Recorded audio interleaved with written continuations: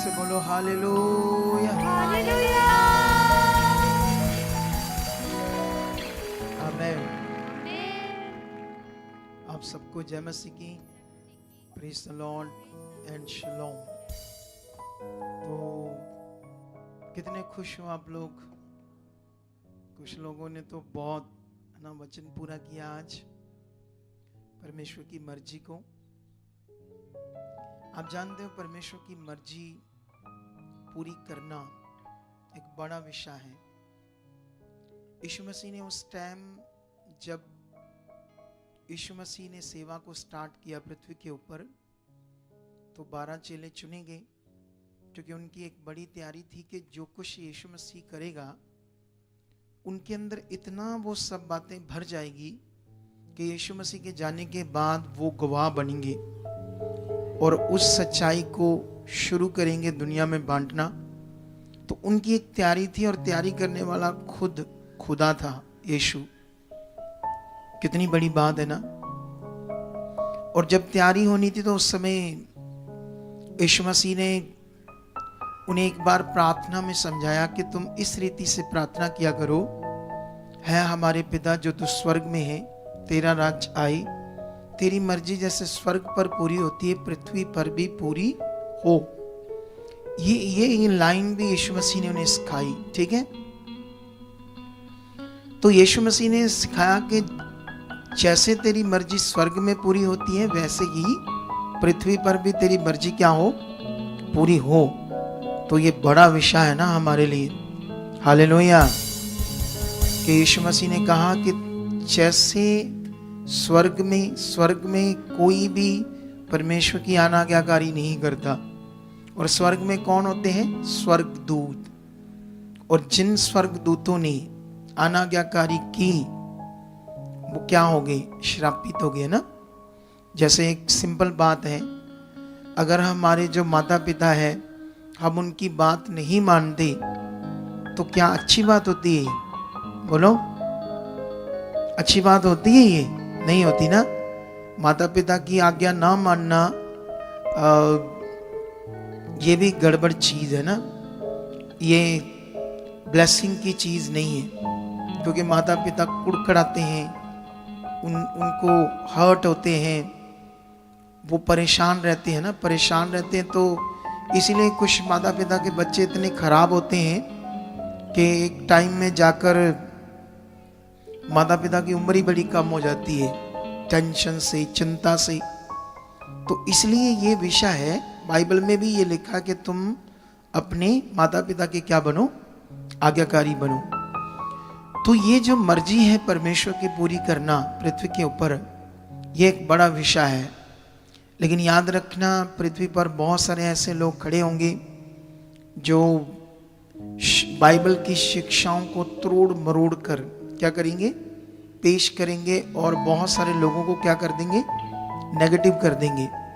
और कुछ लोग इतने समझदार नहीं होते ना, इतना कई बार पढ़े लिखे भी होते हैं। जैसे अभी इंडिया में बहुत लोग पढ़े लिखे हैं ना। जैसे आज का जो चौथा स्तंभ होता है वो होता है पत्रकारी। तो पत्रकार बनने के लिए बहुत एजुकेट होना पड़ता है। पत्रकार बनने के लिए पूरी हिस्ट्री, देशों की फलाना डीना सब पढ़ना पड़ता है, ताकि हर बात उन्हें समझ हो कैसे बात करनी है ना।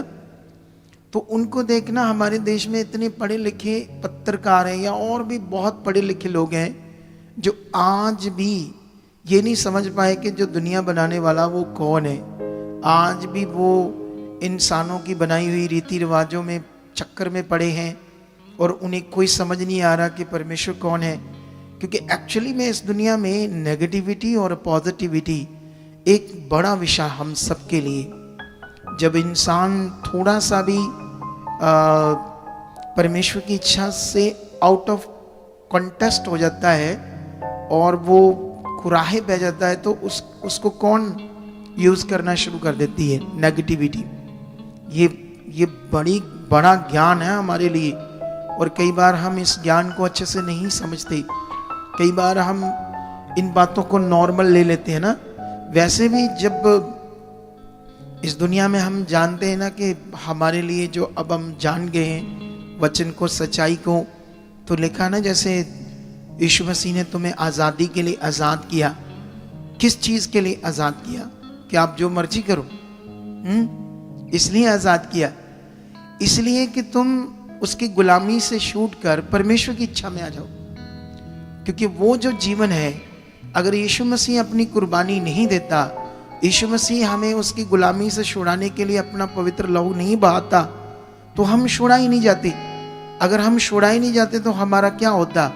दुनिया में रहकर हम नाश होते, दुनिया में रहकर हमारा जीवन नाश हो जाता। कितनों को बात समझ आती है? हालेलुया। क्या आप सीरियस हो? कितना सीरियस हो?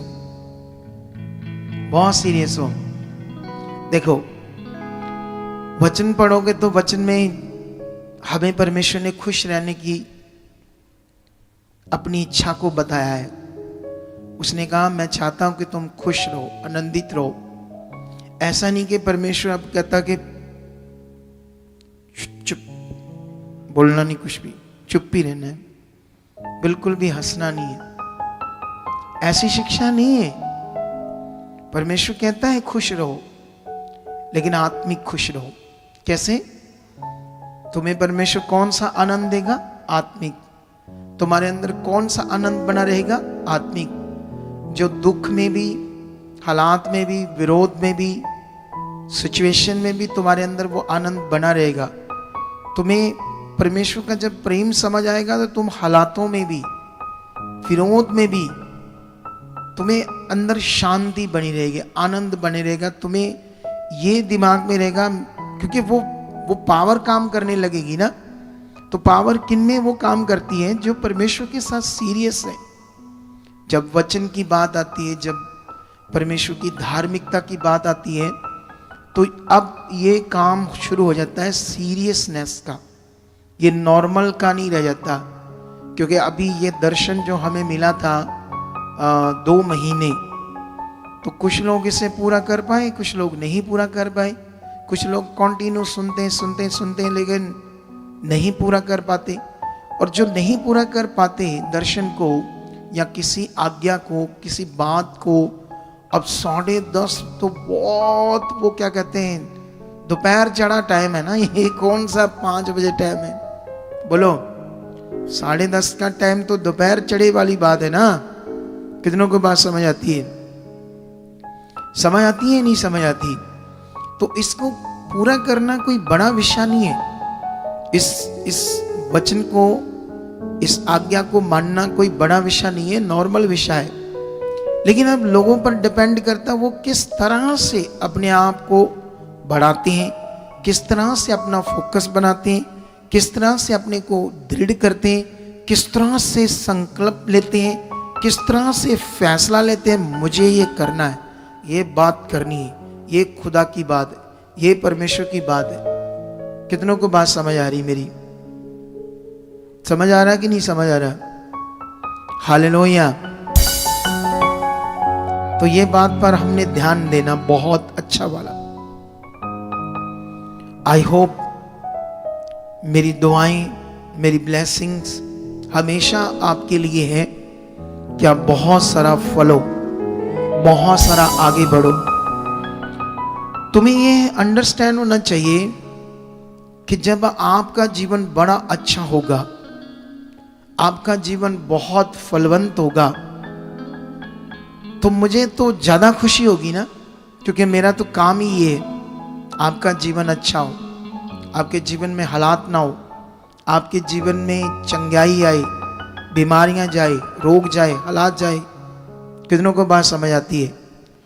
तो ऑलरेडी जो एक अगुए की चाहत है, जो हमारा काम करना है, जो हम सेवा कर रहे हैं, हमारा मोटिव या हमारा पर्पस यही है, आपका ब्लेस जीवन। अब आपका भी माइंड काम करना चाहिए इस विषय में भी। ये तो जो हमें समझा रहे हैं हमारे अच्छे के लिए, हमारे बेटर के लिए, हमारे खास के लिए, हमारे भले के लिए। लेकिन कई बार लोगों को ये बात समझ नहीं आती। कितनों को बात समझ आती है? अभी जो मैंने सुबह मैसेज दिया था लोगों को खड़ा करना, इस तरफ तो कुछ ठीक है, लेकिन भाइयों की तरफ फिर गड़बड़ है। उस तरफ मैसेज नहीं दिया आपने सेम वाला, बहुत वो क्या कहते हैं, सही से खड़े नहीं है आगे फ्रंट लाइन में। यही मैंने मैसेज सुबह आपको दिया था।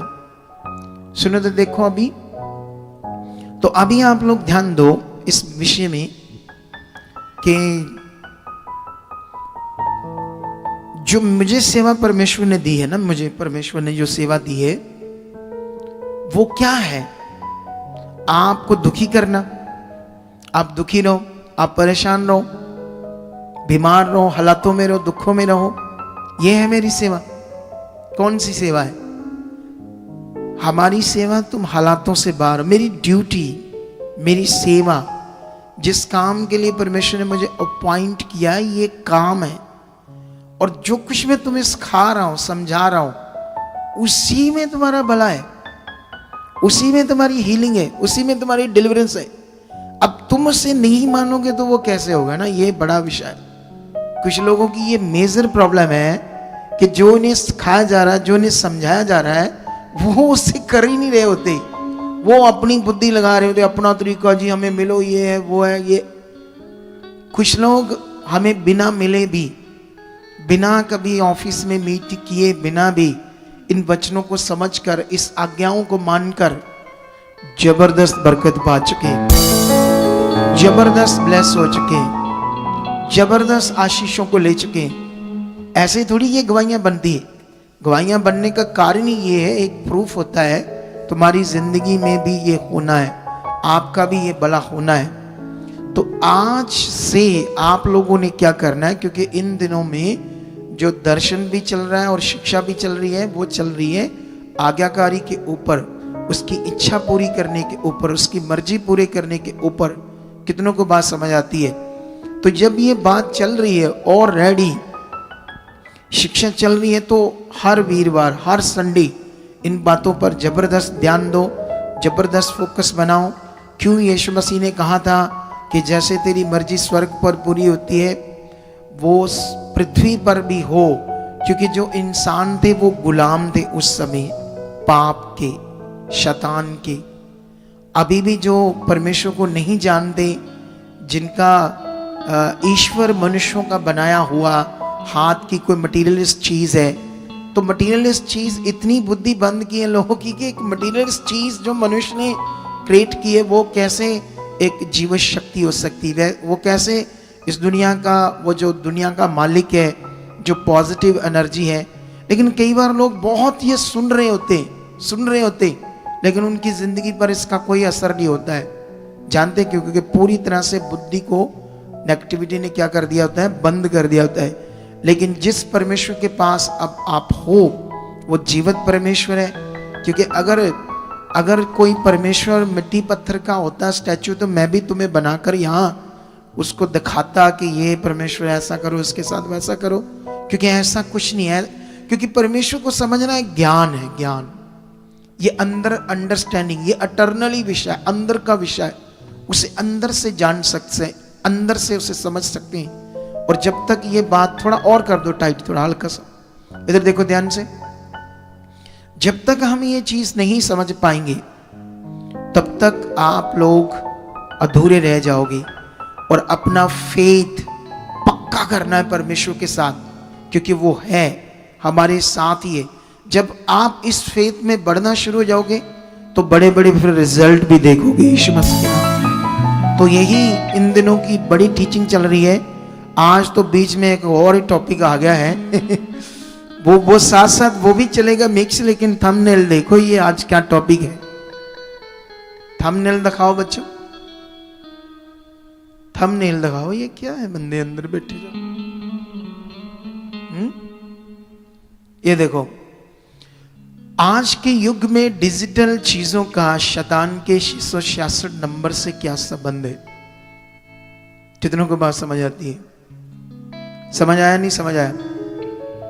आज इस पर हम टीचिंग देने वाले हैं, बड़ी वाली। वो भी चलेगी, आज्ञाकारी वाली भी साथ में कुछ। लेकिन इस टॉपिक पर आज परमेश्वर ने मुझे अगुवाई किया है कि इस पर आप आज शिक्षा दो काफ़ी सारी, ताकि बहुत सारे ऐसे लोग खड़े हो जाते हैं जो सोचते हैं कि मैं बुद्धिमान हूँ, मुझे ही सब कुछ आता है और किसी को कुछ आता। आजकल ऐसे हो गया मसीह में, समझते हो। इसीलिए आज टीचिंग देनी है, क्योंकि इस टीचिंग को सुनने के बाद आपको समझ आएगा कि दुनिया में क्या चल रहा है, क्या हो रहा है, और आपने परमेश्वर के किंगडम में क्या करना है। ये एक बड़ा सवाल है आपके लिए, ठीक है।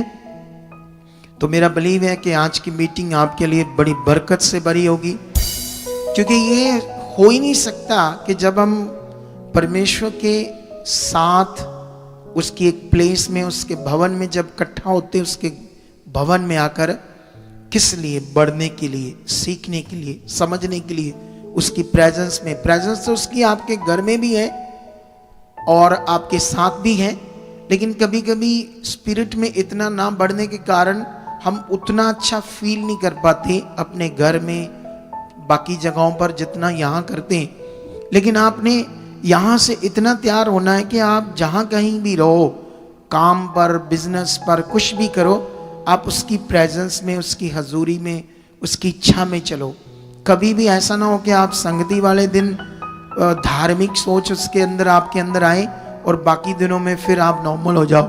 ऐसा बिल्कुल भी नहीं है। तो अभी आज बहुत सारी चीज़ें आपको मैं समझाऊंगा वचन से, और बहुत उन्नति होगी और बहुत मजा आएगा आज। हालेलुया। क्या आएगा? बहुत बड़ा आनंद आएगा ना आज, क्योंकि हम सब परमेश्वर के साथ बढ़ने वाले, वर्शिप करने वाले, आराधना करने वाले, उसे प्रेस करने वाले हैं, उसके नाम को अपनी जिंदगियों से करने वाले हैं। तो इन सब बातों के लिए खुदा आपको बड़ी बरकत दे चुका है यीशु मसीह के नाम से। तो आइए हम एक प्रार्थना करते हैं इस मीटिंग को स्टार्ट करने के लिए। रिसीव करना या मेरे साथ करना। जीवित परमेश्वर खुदाबंद, आप बड़े महान हो। ये जो टाइम हमारे पास है तेरी आराधना करने का, तेरे नाम को ऊंचा करने का, परमेश्वर पिता आपने ये सब कुछ हमें जो दिया है, ये प्लेस, ये भवन खुदाबंद, इसलिए ताकि हम बढ़ते जाएं और तुम्हारे नाम को ऊंचा करें। खुदाबंद तेरे पवित्र लोग तेरे घर में, तेरे चरणों में, तेरे पास इकट्ठा हो चुके। आज परमेश्वर इनके मनों को आप खोल चुके हो, इनकी समझ को आज खोल चुके। परमेश्वर ऐसी बुद्धि और समझ से ब्लेस कर चुके ने कि जब परमेश्वर आराधना करें, तेरे कामों को सुने, परमेश्वर आनंद से भर जाएं, विश्वास से जबरदस्त ऊपर आ जाएं, तेरी इच्छा को पूरा करने वाले स्ट्रॉन्ग व्यक्ति बन जाएं। परमेश्वर निश्चय आप इनके साथ कर चुके हो। आज जो ये आशा लेकर आए हैं, अगर इनके घर में जो भी मुश्किल, कुछ भी ऐसा चल रहा है जो आगे पीछे, आज खुदा अपने वचन के द्वारा, अपने कामों के द्वारा, अपनी सामर्थ के द्वारा उस प्रॉब्लम्स को दूर करोगे, इन्हें शांति दोगे, इन्हें बरकत दोगे, इन्हें बढ़ाओगे, इनको बहुत यूज करोगे अपने राज के लिए। ऐसा भी आप कर चुके हो यीशु मसीह के नाम से। बाकी परमेश्वर पूरे समय को तेरे हाथ में देता हूँ, गाने बजाने वालों को, सेवा करने वालों को, इस पूरे लाइव स्ट्रीम को, हर इलेक्ट्रॉनिक चीज को परमेश्वर तेरे हाथ में देता हूँ। किसी भी तरह की कोई गड़बड़ नेगेटिविटी से ना हो पाए। परमेश्वर हम बढ़ें, तेरे नाम को ऊंचा करें, सब बातों में स्थिर रहें और तेरी इच्छा में बढ़ते जाएं। ऐसा यीशु मसीह के नाम से जो हम मांग रहे आप पूरा कर चुके हो। आमेन। ऊंचा बोलेंगे कलीसिया, आमेन, हालेलुया, हालेलुया। मेरा विश्वास है ये मीटिंग बहुत ब्लेस है। और जो लोग खड़ा करने वाले लोगों, अभी भी ये देखो खिचड़ी पिचड़ी साइड है, शुरू से सिस्टमैटिक करो। जितने आपके पास लोग, ये साइड सिस्टमैटिक लोगों को रखो। तो ये साइड बोल रहा हूं, ये साइड बीच में कितना गैप है। तो ये जब कैमरे चलते हैं तो सही से कुछ समझ नहीं आता आपको, ठीक है। यही चीजों को आपने सीखना है। तो आइए हम आराधना करते हैं और परमेश्वर आपको बहुत बरकत दे चुका है यीशु मसीह के नाम से।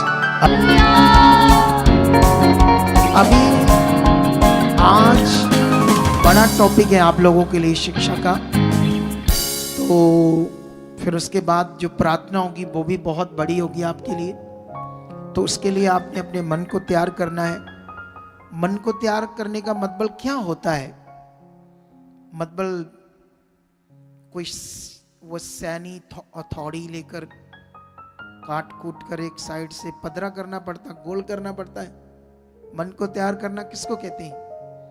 मन को तैयार करने का मतलब अपने अंदर से ये सोचना, मुझे ये करना है, मुझे ये समझना है, मुझे ये परमेश्वर जो कहता कर, इसी को कहते मन को तैयार करना।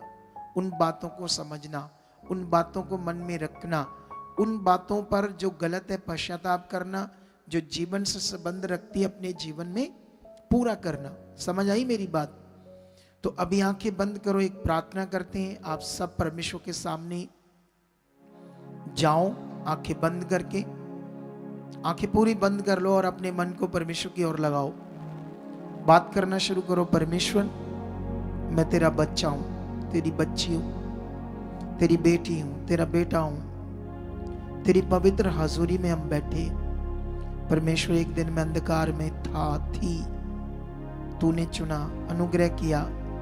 आज तेरे चरणों पर बैठे, तेरे भवन में बैठे खुदा, तेरे पास हम बैठे हैं, हम तेरे वचनों को सीख रहे हैं, तुझे समझ रहे हैं परमेश्वर। लेकिन मैं चाहता हूं, चाहती हूं कि जो कुछ तेरा वचन आज तेरे दास के मुंह से तेरे आत्मा के द्वारा आई, परमेश्वर उसकी पूरी समझ मुझे आए, वो मेरे मन में बैठे, उस पर मैं चलूं। जो आप चाहो मैं करूं, तेरी इच्छा में बढ़ता जाऊं। और खुदाबंद, निश्चय आज इसी वचन के द्वारा मेरा उद्धार होगा, मेरी डिलीवरेंस होगी, मेरा छुटकारा होगा, मेरी चंगाई होगी, मेरी हीलिंग होगी, मेरी प्रॉस्पेरिटी बढ़ेगी, मेरा आत्मा में बढ़ना होगा। मुझे खरा कर, मुझे बुद्धि दे, समझ दे, ताकि तेरे वचन को समझ पाऊं। कोई अंधकार की शक्ति इस वचन को चुरा ना पाए। खुदाबंद, जो कुछ मैं मांग रहा हूं, रही हूं, यीशु मसीह के नाम से मुझे मिल चुका, ये हो चुका है। आमीन। तो हम अपने टॉपिक को स्टार्ट करेंगे आज। ठीक है, हमारा टॉपिक चल रहा था काफी 4-5 मीटिंग में लगातार परमेश्वर के साथ आज्ञाकारी ही सफल जीवन है। ठीक है, इधर ध्यान दो आप लोग। मैंने काफी कैरेक्टर्स के ऊपर आपको सिखाया, रूथ के ऊपर, एस्तर के ऊपर, याकूब के ऊपर। ठीक है, काफी पॉइंट्स आपको मैंने समझाए पिछले दिनों में। तो बाइबल में बहुत कुछ है, बहुत कुछ आप सोच ही नहीं सकते, जो हमारे लिए खजाना है, सोना चांदी हीरे। चलो मैं आपको बताता हूं। एक व्यक्ति मान लो अचानक बिजनेस करता है, काम करता है, चाहता है कि मुझे पैसा दिला बहुत आए। अचानक उसका एक टाइम आता है, वो बीमार हो जाता है, उसके गले में कैंसर हो जाती है। तो कैंसर के रोगी तो इस दुनिया में 10% बचते हैं, 90% तो मर जाते हैं। ट्रीटमेंट है कैंसर का, लेकिन वो सक्सेसफुल नहीं है। कोई भी दुनिया में ट्रीटमेंट सक्सेसफुल नहीं है। शुगर का आज तक इलाज ही नहीं आया। मेडिकल साइंस के पास शुगर खत्म हो जाए किसी की बॉडी से, क्या कोई इलाज है इसका? बस वो गोली खाते जाओ, लेकिन वो भी कई लोगों को गोली से भी सेटिंग नहीं बैठती, फिर इंजेक्शन पर आ जाते हैं, फिर और इंजेक्शन बढ़ जाता है। तो ऐसा करके दुनिया में ये मनुष्यों के साथ ऐसा ही चल रहा है। ठीक है, अगर मान लो गले में कैंसर हो गया, तो अब उसके अंदर एक पानी का घूंट भी नहीं जा रहा है, तो उसके सामने 2 किलो सोना रख दो, बोलो ले लो, वो कहेगा परे रखो इन्हें, मैं की करा, मुझे जीवन चाहिए। क्या चाहिए मुझे? मुझे पानी पीना है। रोएगा, मुझे मेरे अंदर प्यास लगी, मुझे पानी पीना है, बस वो सोना अब नहीं चाहिए उससे। कितनों को बात समझ आती है? जब तुम सही सलामत हो, जब उन लोगों को देखो जिनकी खतरनाक बीमारियां हैं, खतरनाक रोग है, अगर आपके पास रोग नहीं है तो याद रखना, मैं एक रिपोर्ट पढ़ रहा था, तुम जानते तुम कितने रिच हो? तुम्हारे जो ये फेफड़े ना, फेफड़े ये 4 करोड़ के हैं, तुम्हारी किडनी 6 करोड़ की है, तुम्हारा लीवर 5 करोड़ का है, तुम्हारा हार्ट कितने करोड़ का है, और हड्डियों में एक होता है बोन मैरो। 1 ग्राम की कीमत 19 लाख है, और तुम्हारे शरीर में परमेश्वर ने 2.5 किलो तुम्हारी हड्डियों में बोन मैरो रखा है, जिसकी कीमत है 500 करोड़। कितनी? सोचो तुम कितने रिच हो, किसने तुम्हें ऐसा बनाया? और तुम हमेशा कुड़कुड़ करते रहते हो, मेरे पास कुछ नहीं, मेरे पास कुछ नहीं। ये जीवन है, सिर्फ प्रॉब्लम मेहनत नहीं है, आलसी है, काम धंधा करने में मेहनत नहीं है, वचन पूरा करने में, परमेश्वर के साथ चलने में मेहनत नहीं। प्रॉब्लम आलसी है, फालतू दिमाग, फालतू मन, फालतू सोचना, फालतू कुड़कुड़ाना, फालतू की टेंशन, फालतू जीवन, फालतू सोचे बहुत है जो खराब है आपके पास, और वो आपके जीवन को और खराब कर देंगी। लेकिन याद रखो, परमेश्वर ने अगर तुम्हें सही सलामत रखा है तो शुक्र करो उस खुदा का। तुम्हें उसने प्रोटेक्ट किया है, तुम शांति से हो, तुम अगर बीमार नहीं हो तो रोज धन्यवाद करो, रोज शुक्र करो, रो मत, प्रार्थना करो, उसके साथ चलो, बहुत सारी चीजें आ जाएंगी। एक ये लड़का है, ऐनक लगाई, इसको आगे भेजो, थोड़ा सा माइक लेकर जाओ, ये वाला लड़का, आप तुझे बुलाया मैंने, आगे लाओ इसको, माइक इधर सीधा ही आ जा।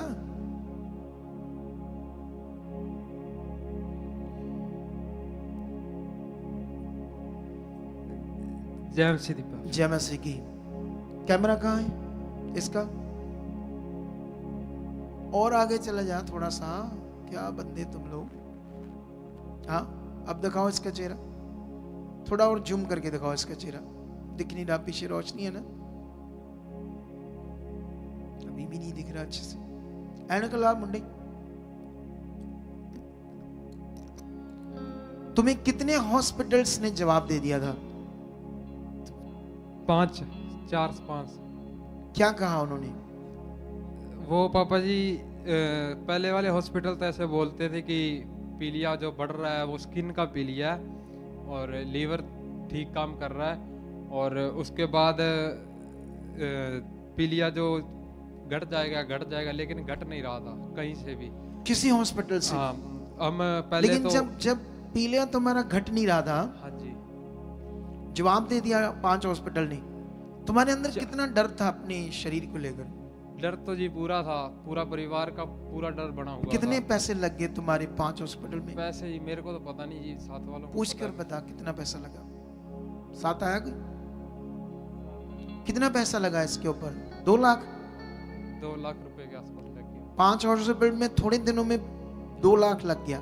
जो लास्ट 5 में वाले ने बोला था जी, पहले तो एडमिट किया, 50 पर था पीलिया, 50 डिग्री, फिर इधर से हाँ, प्रार्थना हुई, हाँ 40 जी, पे आया, 40-41 पे इससे होने कम लगा। हो ही नहीं रहा था। हाँ जी। ठीक है, इधर देखो, और अब इतना बड़ा है, मैं अभी गवाही तो तेरी बननी है, अभी तो तू आया हमारे पास, ठीक है, गवाही पक्का बनेगी। जल्दी, लेकिन अभी ये, अब ध्यान दो, इसकी फोटो एक वीडियो में लैंड हुआ है, वो रिकॉर्ड है हमारे पास। अभी ये अंधेरे टाइप में है तो इसका मुंह नजर नहीं आ रहा पीला, लेकिन मैं एक बात करना चाहता हूं, जब ये बीमारी जवाब दे रहे थे हॉस्पिटल, तू जवान है, तू देख रहा है डॉक्टर जवाब दे रही, तुम्हारे ऊपर क्या बीत रही थी, क्या होगा मेरा? मेरे ऊपर तो पापा जी जब यहाँ से प्रेयर चले, वो बता, वो छोड़ दे तू, मैं बस इतना पूछना चाहता तेरे ऊपर क्या बीत रही थी जब डॉक्टर जवाब दे रही थी? मेरे ऊपर, मैं आपको बता रहा हूँ जी, फैमिली के ऊपर तो पूरा विश्वास फैमिली का टूट चुका था। और फिर मतलब ये बचेगा नहीं। हाँ, और जब मेरे ऊपर इधर से प्रार्थना नहीं, चली। मुझे सिर्फ प्रॉब्लम पूछनी है। हाँ जी। मैं यहाँ तेरी प्रार्थना ही तो तुझे थोड़ा थोड़ा ठीक होने, ये बात मुझे नहीं चाहिए अभी। अच्छा अच्छा। ये मैं बाद में करूंगा जब तेरी गवाही दूंगा, जब पूरी गवाही बनेगी। मुझे बस वो प्रॉब्लम, मेरा टॉपिक ये दिमाग इनके अंदर डालनी बात। जब तू हील नहीं हो रहा था, तेरे अंदर क्या चल रहा था, क्या होगा? मेरा डर पूरा था कि मैं शायद बजूंगा नहीं, ऐसा डर था कि नहीं? पापा जी मैं वही तो बता रहा हूँ कि हाँ। जब से यहाँ से प्रार्थना अरे चली। ये नहीं बोलना ना, आज वैसे तो डर था ही जी। पुराना जब प्रार्थना नहीं पुराना हुई, डर तो बहुत ज्यादा पूरा डर था ना? पूरा डर था, दिमाग में था पता नहीं क्या होगा मेरे हाँ, से। पूरा डर था। हाँ यही बात, बस इतनी। देखो कितना जवान है, 6 फुट लंबा बंदा, बीमारी के सामने ये डर गया मेरा क्या होगा जब 5 हॉस्पिटल, 40-41 पीलियां, मौत है मौत। क्या है, समझते कि नहीं समझते हो? घर वाले भी टूट गए, सबका दिल टूट गया, क्या होगा हमारे बच्चे के साथ? बस इतना ही, बस अभी इतना ही है, बैठ जाओ, मुझे और कोई बात नहीं करनी। प्रार्थना हुई आपकी, रिजल्ट आया, कुछ फायदा हुआ, वो बात नहीं करनी, ठीक है? इधर देखो ध्यान से। अब जब ये बच्चा चंगा वाला था तो इसके घर वाले प्रभु में जाते थे, लेकिन ये ध्यान नहीं देता था। बोलो, ये बिल्कुल भी ध्यान नहीं देता था। बड़ा मोटा कभी चला गया, क्योंकि जवान है, अच्छा भला है, खट्टा खट्टा है, खाने पीने को है, क्या कर रहा है प्रभु परमेश्वर। लेकिन जब मौत सामने नजर आई तब इसने मन फिराया। ये उल्टा काम क्यों करती दुनिया?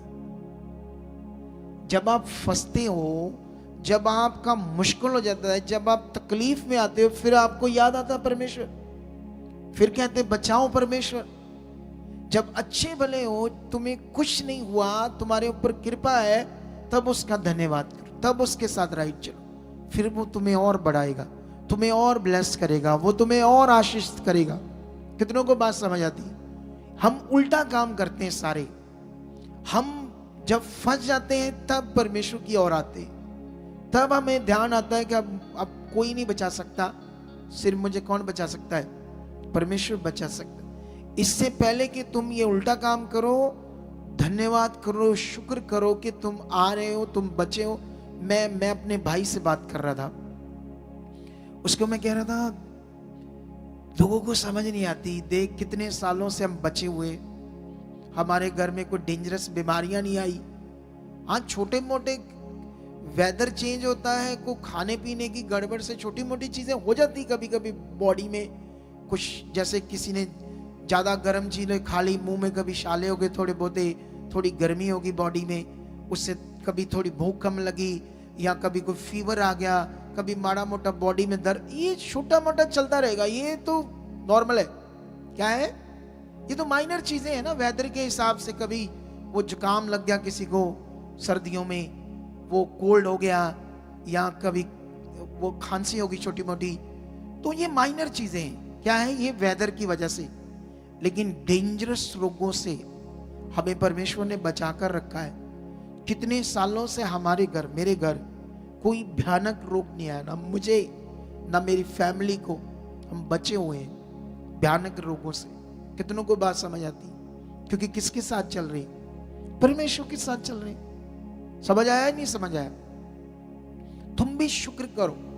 तुम्हारे कुछ काम नहीं हुए तो डोंट वरी, और बढ़ो, और चाहत तेज करो, और अच्छे से चलो, बहुत काम होंगे, अच्छे से होंगे, बेटर होंगे, बेस्ट करेगा वो। कितनों को बात समझ आती है? तो इन बातों पर आपने ध्यान देना है, क्योंकि यही आज्ञाकारी है, इसी में सफल जीवन है। लेकिन आप जानते हो दुनिया में बहुत सारे यूट्यूबर हैं यीशु मसीह को मानने वाले, जो कोई सुसमाचार नहीं देने जाते, कोई लोगों के डंडे नहीं खाते, है ना, अन्य जातियों के विरोध नहीं सहते। मैंने बड़ा सहा विरोध। जब मैं अपने घर में सुसमाचार देकर संगति बैठाता था ना, तुम सोच नहीं सकते कितना मुझे इंसल्ट करते थे मेरी कॉलोनी में, कितना मेरा विरोध करते थे लोग। लेकिन उन विरोधों से निकालकर परमेश्वर ने आज इस लेवल में सेवा दी है। कितनों को बात समझ आती है? मेहनत की हमने, गांव गांव गए, आज भी जा रहा हूं मैं, ये मैंने बंद नहीं किया। मेरे लेवल का आज तक कोई अगुआ, इतने बड़े लेवल में मैं सेवा कर रहा हूं, कोई भी अगुआ ऐसे गांव में नहीं जाएगा, वो इंसल्ट फील करता है। मैं जाता हूं, आज भी हमारी ब्रांचेस खुल रही है, वहां थोड़े थोड़े लोग स्टार्ट हो रहे, 100 200 करके शुरू हो रहा काम, फिर वो गिनती बढ़ रही है 500-700 तक। तो वहां मैं जा रहा हूं, खुद मेहनत कर रहा हूं लोगों पर। कितनों वहां 5-5 घंटे गर्मी में खड़ा रहता हूं। समझ आया नहीं समझ आया?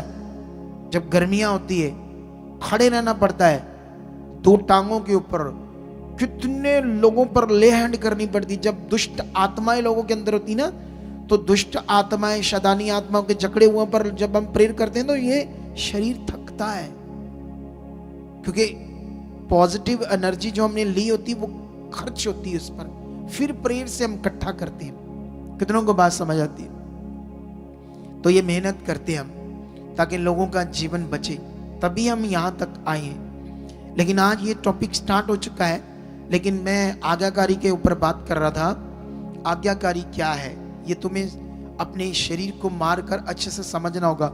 मैं तुम्हें, अगर तुम पुराना नियम पढ़ोगे तो तुम्हें बहुत सारे वचन मिलेंगे जिसने परमेश्वर ने कहा कि मेरी आज्ञाओं को मानो। अगर आप व्यवस्था विवरण 28 का 1 पढ़ोगे तो वहां पर परमेश्वर ने कहा, यदि तू मेरी सब आज्ञाएं चौकसी से सुनकर, चित्त लगाकर पूरा करने में चौकसी करे, तो मैं तुम्हें पृथ्वी के सारे लोगों में क्या करूंगा? श्रेष्ठ करूंगा। ठीक है? परमेश्वर ने फिर बोला, तुम्हारे सब कामों के ऊपर आशीर्वाद रहेगा, ब्लेसिंग रहेगी, आने जाने में, पशुओं पर, जमीन पर, बच्चों पर, हाथ के काम पर, तुम्हारे खेती के काम पर, तुम्हारे खाने पीने वाली चीजों पर, तुम्हारे आने जाने में, सफर में, हर जगह तुम्हारे ऊपर क्या रहेगा? आशीर्वाद रहेगा, जब तुम मेरी सब आज्ञाओं को मानोगे। वहीं आगे पढ़ोगे तो बाइबल में लिखा, अगर तुम नहीं मानोगे तो तुम्हारे ऊपर क्या होंगे? श्राप होंगे। कितनों को बात समझ आती? सीधा सीधा परमेश्वर ने ये वचन में दिया। चलो हम कहते हैं वो पुराना नियम था, तो नए नियम में आ जाते हैं। तो नए नियम में यीशु मसीह ने कहा मत्ती 7:24 में कि जो कोई मेरे वचन सुनकर उन्हें तुरंत नहीं मानता, मतलब तुरंत मानता है, वो बुद्धिमान मनुष्य है। उसने घर अपना कहां बना लिया? चट्टान पर। बाढ़ें आई, आंधी आई, तूफान आए, फ्लड, वो फ्लड समझते ना, बाढ़, पानी की बाढ़, उस घर से टकराई, लेकिन उस घर को कुछ नहीं हुआ, क्योंकि उसने, उस घर ने कहा अपना घर बना लिया? चट्टान पर। इसका क्या मतलब है? इसका मतलब है चट्टान पर घर बनाने का मतलब वो बिलीवर इतना मजबूत है जो परमेश्वर की इच्छा पूरी कर रहा है।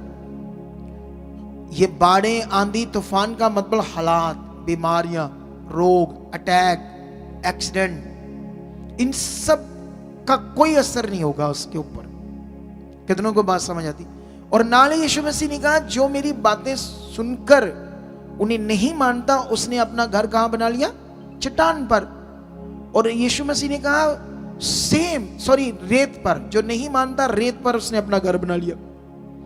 और यीशु मसीह ने कहा बाढ़ें आई, आंधियां आई, तूफान आई, फ्लड आया, उस घर से टकराया, उस घर का क्या हो गया? नाश। पुराना नियम नए नियम की बात तो सेम है। परमेश्वर वहां शराब की बात कर रहे, यहां भी परमेश्वर ने बात कर ली यीशु मसीह ने, कि अगर तुम जो सुन रहे हो परमेश्वर का वचन, जो खुदा के कलाम में तुम्हारे लिए आज्ञाएं, तुम्हें यह समझना होगा आज्ञाएं क्या आज्ञा है। तुम्हें अगर पता ही नहीं कि मेरे लिए क्या क्या आज्ञाएं हैं परमेश्वर की, जैसे एक वचन पढ़ाता हूं मैं आपको मत्ती की बुक से, ठीक है? यहां पर 19 अध्याय निकालता हूं आपके लिए। 19 का 16 वचन में लिखा, एक मनुष्य यीशु के पास आया और उससे कहा, यीशु से कहा, हे गुरु, मैं कौन सा भला काम करूं कि अनंत जीवन पाऊं? यीशु ने उससे कहा, तू मुझसे भलाई के विषय में क्यों पूछता है? भला तो एक ही है। पर यदि तू जीवन में प्रवेश करना चाहता है तो आज्ञाओं को माना कर। उसने उससे कहा, कौन सी आज्ञाएं? यीशु ने कहा, ये कि हत्या न करना, व्यभिचार न करना, चोरी न करना, झूठी गवाही न देना, अपने माता पिता का आदर करना और अपने पड़ोसी से अपने समान प्रेम करना, और एक जगह पर लिखा छल न करना। सुनो तो देखो, यीशु मसीह ने 2 4 5 आज्ञाएं उसके सामने बोल दी, बाकी नहीं बोली। अभी यीशु मसीह और आज्ञाएं बोल ही रहा था तो वो लड़का बीच में बोल पड़ा, कहता ये सब तो मैं करता हूं, फिर मुझ में कौन सी घटी है। कितनों को बात समझ आती है? लेकिन यहां पर उसने आकर बात की कि मैं अनंत जीवन पाने के लिए, जब मेरा भला हो, मैं क्या करूं? मेरी जिंदगी बड़ी अच्छे से चले, मेरी ये प्रॉब्लम जाए, मेरा ये हालात जाए, मुझे क्या करना चाहिए? क्या तुम ऐसे सोचते हो? क्या तुम ऐसे पूछते हो कि यहां बस ऐसे?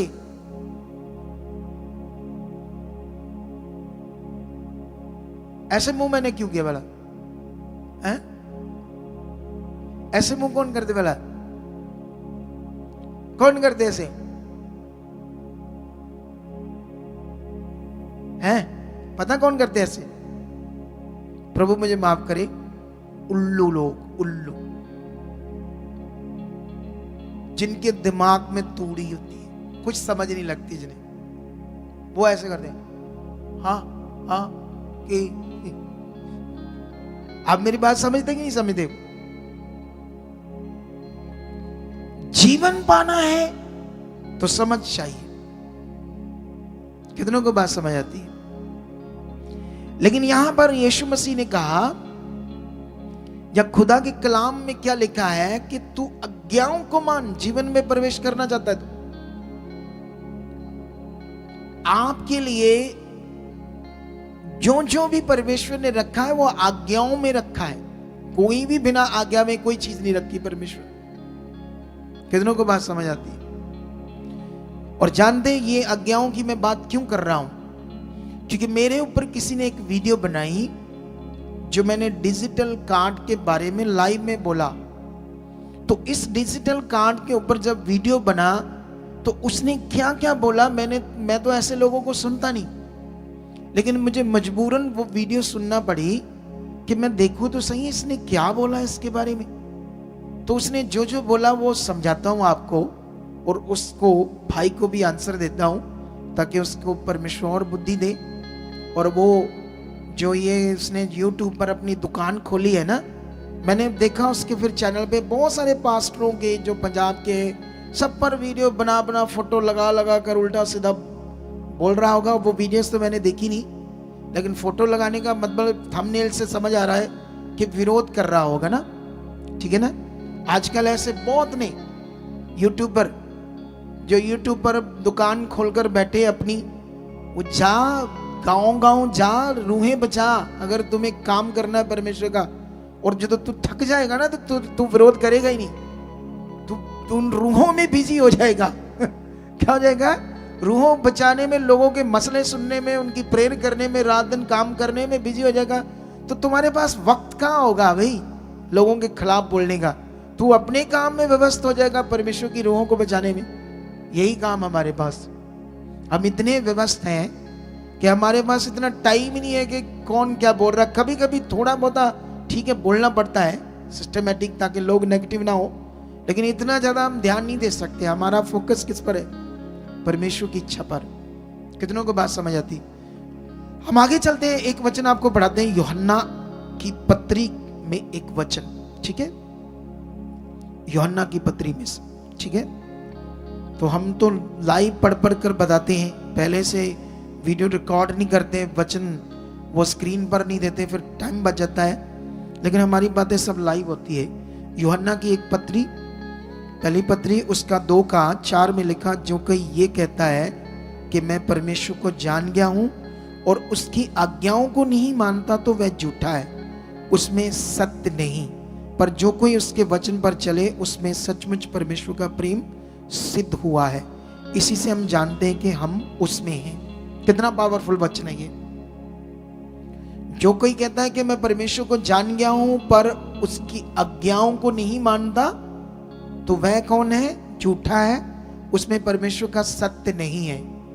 लेकिन जो उसके वचन पर चलता है, उसकी आज्ञाओं को मानता है, वो ही सिर्फ परमेश्वर में है। कितनों को बात समझ आती है? आप जानते हो, जैसे मान लो मैं समझता हूं अगर कोई बहुत गलत करता है क्रिश्चियन बंदा, तो ठीक है, हमें वीडियो बनाकर स्पष्टीकरण देना चाहिए ताकि सारी कम्युनिटी के ऊपर दोष ना लगे। जब कोई बहुत बहुत चीज गलत करता है, जैसे पिछले दिनों में किसी लड़की के साथ किसी पास्टर ने रेप कर दिया, ऐसी चीजों में कभी कभी हमें आगे आकर वीडियो बनाना पड़ता है कि उसे कंडम करना होती है, उसकी निंदा करनी होती है कि इसने गलत किया है, तो ये सजा का हकदार है, ताकि सारी कम्युनिटी के ऊपर लोग बुरा भला ना बोले। कितनों को बात समझ आती है? लेकिन बिना फालतू ऐसे वीडियो बनाते रहना और किसी भी पास्टर अगुए की वीडियो काटना, उसको अपने चैनल पर लगाकर दिखाकर कुछ बातें बोलना, ये तो काफी रॉन्ग होता है। क्या होता है? कितनों को बात समझ आती है? ये ऐसे लोग करते हैं जिनको अभी परमेश्वर की और बुद्धि चाहिए, अच्छी समझ चाहिए, ठीक है। लेकिन अभी जानते हो उसने जो वीडियो बनाई उसमें उसने क्या कहा? उसने कहा कि ये डिजिटल जो अटेंडेंस है, अटेंडेंस लगती है, ये इल्यूमिनाटी का नियम है। आगे जाकर ये वो जो 666 की मोहर लगनी है इस पृथ्वी पर लोगों पर, ये उसी का एक पार्ट है। ऐसे करके उसने कनेक्शन कर दिया डिजिटल कार्ड को, और फिर उसने कहा कि ये यीशु मसीह ने कहां गिनती की? बताओ, कलीसिया की कहां गिनती की? उसने ऐसे कहा, तुम कौन सी अटेंडेंस यीशु मसीह ने लगाई जो तुम लगा रहे हो? ऐसे करके उसने बात की उस मसीह भाई ने। लेकिन उसने ये भी कहा कि तुम्हारी जो धार्मिकता है, ये डिजिटल रिकॉर्ड हो रही है, ये कार्ड बनने से। और फिर उसने एक बुद्धि से अपनी बात जोड़ी कि ये लोग तुम्हारा आधार कार्ड लेंगे, तुम्हारा नाम, मोबाइल नंबर, तुम्हारा एड्रेस और तुम्हारी बैंक डिटेल। क्या तुम इतने सालों से इधर जुड़े, कभी तुम्हारी बैंक डिटेल कभी ली है? बोलो। तुम्हारा चेक करेंगे ये लोग, कितना तुम्हारे पास आ रहा है, क्या हो रहा है, उतना तुम्हें डिमांड करेंगे, 20 की ये चीजें वो चीजें, ऐसे फालतू बातें कर रहा था। क्या तुम्हारी कभी भी दुनिया में किसी भी चर्च में कभी बैंक डिटेल लेते हैं? कभी भी नहीं लेते। लेकिन उसने ये बात जानबूझकर जोड़ी लोगों को नेगेटिव करने के लिए, और फिर अपने आप को दिखा रहा था कि मैं तो पढ़ा लिखा बड़ा हूं, ठीक है, और मेरे से ज्यादा कोई बुद्धिमान नहीं, ठीक है। चलो आओ उसको वचन से समझाते हैं। नीचे मैंने कमेंट पढ़े, छोटे छोटे बिलीवर्स, ना मुंह ना मत्था ना मुंह ना तोता, उठ के कमेंट्स कर रहे हैं, पास्टर को शर्म आनी चाहिए। अच्छा, मैं कहा शर्म आनी चाहिए? मैंने किसी की बेटी को कुछ कह दिया, बहन को कुछ कह दिया? शर्म आनी चाहिए? कौन सी शर्म? छोटे छोटे विश्वासी, ये क्या टपोरी काम शुरू कर दिया हमारे लोगों ने। उसका कारण ऐसे यूट्यूबर जो लोगों को दिमाग में ना पुट्ठी सीधे बातें बता रहे, खुद तो कुछ कर रहा नहीं है। खुद तो मैं उन पास्टरों का सलूट करता हूं जो पूरे इंडिया में जेलों में बंद हो रहे, जो डंडे खा रहे, विरोध झेल रहे, वो है पास्टर कि प्रभु का काम कर रहे हैं। ये यूट्यूबर है, इसको बोलो जा यूपी में, वो क्या नाम है उसका, योगी आदित्यनाथ, उसके स्टेट में, वहां सुसमाचार दे जाकर। नाले पड़ेंगे डंडे और नाले तुम्हें उठाकर रखेंगे जेल में, फिर तुम्हें मजा आएगा। यूट्यूब पर झाड़ रहा है बातें, ग्राउंड लेवल में उतर, फिर तुम्हें पता चलेगा परमेश्वर का काम होता क्या है। अगर चलो उसे लग रहा कि मैं सबसे अच्छा सच्चा हूं और ये सारे करप्ट हैं, चलो इस पर मैं बात करूं। अगर मैं भूल गया तो मुझे ये बात नोट कर रखना, ये खास बात है तुम्हारे समझाने के लिए, नोट कर लो। अगर मैं भूल गया, ये बाद में मेरा टॉपिक है समझाना, लेकिन अभी बात करते हैं। आज मैं तुम्हें समझाऊंगा, उसने नेगेटिव किया कि यीशु मसीह ने कहां गिनती की लोगों की, तुम क्यों ऐसे रिकॉर्ड रख रहे हो? ये शैतानी चीज है। पता नहीं कहां बाइबल पढ़ता है। बाइबल में शुरू से लेकर एंड तक पूरी कॉन्डिंग लिखी हुई है, पढ़कर देखो। जिस बुक का नाम है नंबर्स, इंग्लिश में इसको बोलते गिनती, उसको पढ़ो। कुल्लों की गिनती बताएगी, योद्धों की गिनती बताएगी, लड़ने वालों की गिनती बताएगी, पुरुषों की गिनती बताएगी। पूरा गिनती सिस्टम था बाइबल के अंदर। बाइबल में क्यों बताया गया कि जब मूसा जंगल में था इजरायलियों को लेकर, तो कितने इजरायली थे वहां, सारे कितने लोग थे टोटल, बोलो 40 लाख। ओ तेरी, परमेश्वर ने गिनती करके उस जमाने में भी इल्लुमिनाटी का साथ दे दिया है। कमाल है, लोगों की शिक्षा देखो। बाइबल में इतना ज्यादा रिकॉर्ड है गिनती का, पुराने नियम में आप सोच भी नहीं सकते। ये देखो, मैं थोड़ा सा तुम्हें समझाता हूं, लेकिन मेरे पास इतना टाइम नहीं है कि मैं तुम्हें सारा कुछ समझा सकूं। लेकिन इसे आप खुद पढ़ लेना, चेक कर लेना, अगर बाइबल पढ़ने वाले हो तो, ठीक है। गिनती एक में लिखा, इजराइलियों के मिस्र देश से निकल जाने के दूसरे वर्ष के दूसरे महीने के पहले दिन को यहोवा ने सीने जंगल में मिलाप वाले तंबू में मूसा से कहा, इजराइलियों की सारी मंडली के कुल्लों और पितरों के घराने के अनुसार एक एक पुरुष की गिनती नाम ले लेके करना। कमाल है, कहता गिनती को कर रहे हो। पूरा पुराना नियम भरा है, रिकॉर्ड। इवन के परमेश्वर ने पुराने नियम में उम्र कितनी थी उसकी भी काउंटिंग बताई। ये वाले नबी की इतनी, ये वाले की इतनी, फिर बच्चे तक उनके बताए, इसके कुल से इतने बच्चे, इसके कुल से इतने बच्चे। समझ आ रहा है कि नहीं समझ आ रहा है? अच्छा, जब हम नए नियम में आते, चलो ये पुराना नियम, पुराने नियम में गिनती होती थी, नए नियम में नहीं होती है।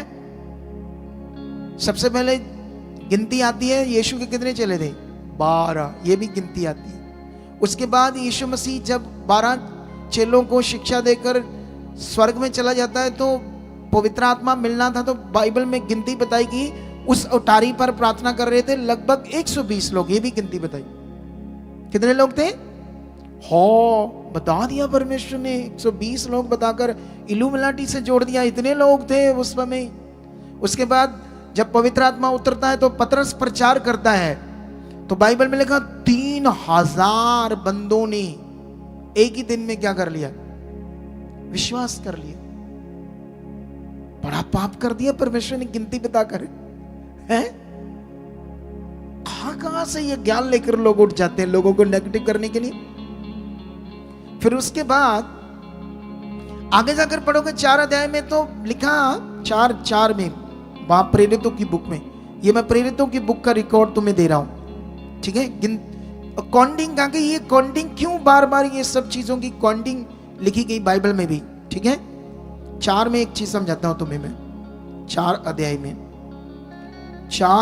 में ऐसे लिखा है, 4:4 में लिखा है, परंतु वचन के सुनने वालों में से बहुतों ने विश्वास किया और उनकी गिनती 5000 पुरुषों के लगभग होगी। ये क्यों परमेश्वर बता रहा गिनती? बोलो। और जान दे, उसने कनेक्शन किया प्रकाशित वाक्या की बुक का 13 अध्याय का। अरे ये पढ़ते कहां हैं बाइबल को और क्या सोचते हैं अपने आप को, क्या बुद्धिमान। सुनो, एक शिक्षा देता हूं मैं आपको।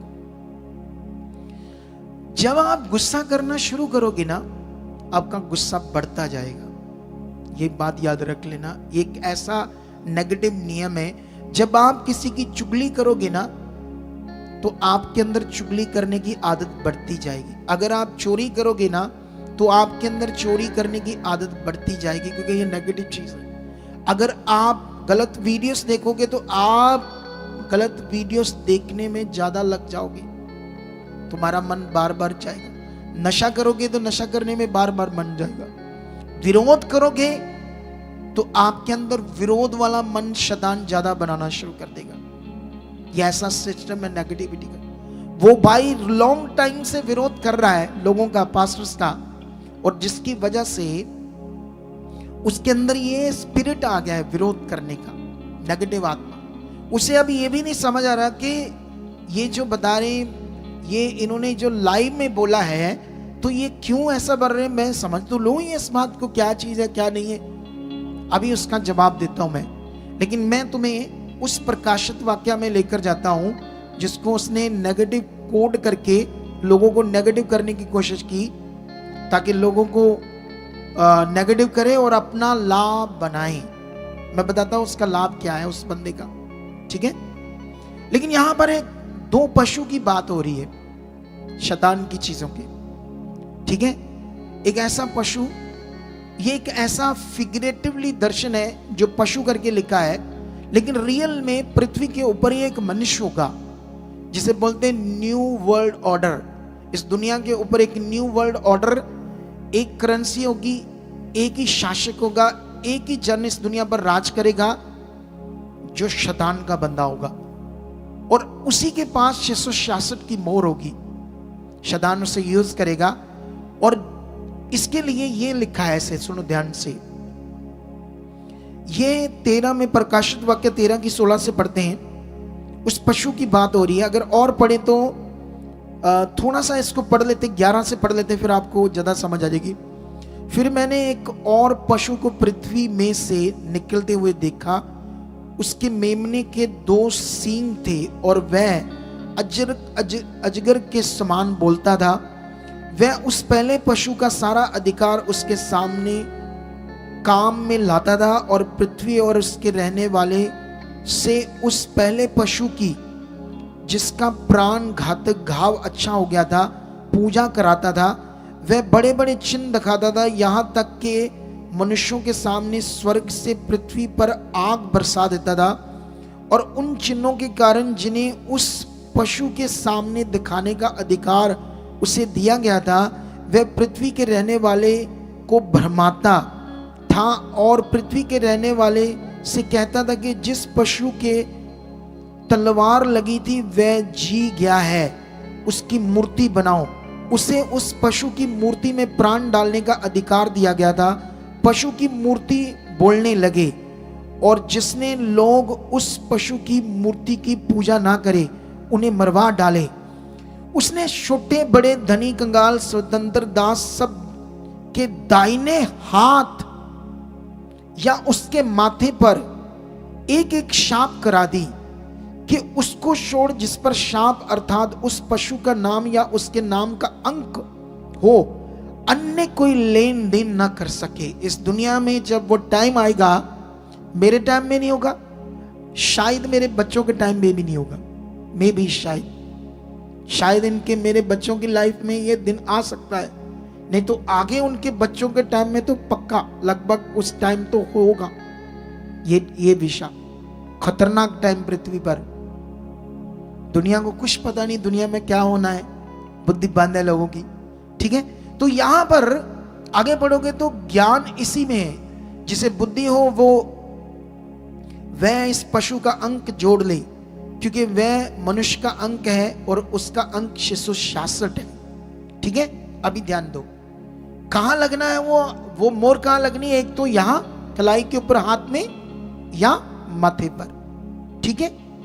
जिसमें आपको वो खुदा की आराधना नहीं करने देंगे, खुदा का नाम नहीं लेने देंगे, खुदा की धार्मिकता नहीं करने देंगे, उसी की पशु की मूर्ति की पूजा करनी होगी। और जो वो बताएंगे वो अगर हम करेंगे तो इस दुनिया में हम जी पाएंगे, हमारा लेन देन खाना पीना खरीद सकते हैं, वरना इतनी बुरी तरह से वो मारेंगे हमें, तड़फा तड़फा के, पानी तक नहीं देंगे, कोई चीज नहीं मिलेगी। तो लोग मरते हो, जब मर रहे होंगे तो क्यों नहीं वो मोर लगवाएंगे।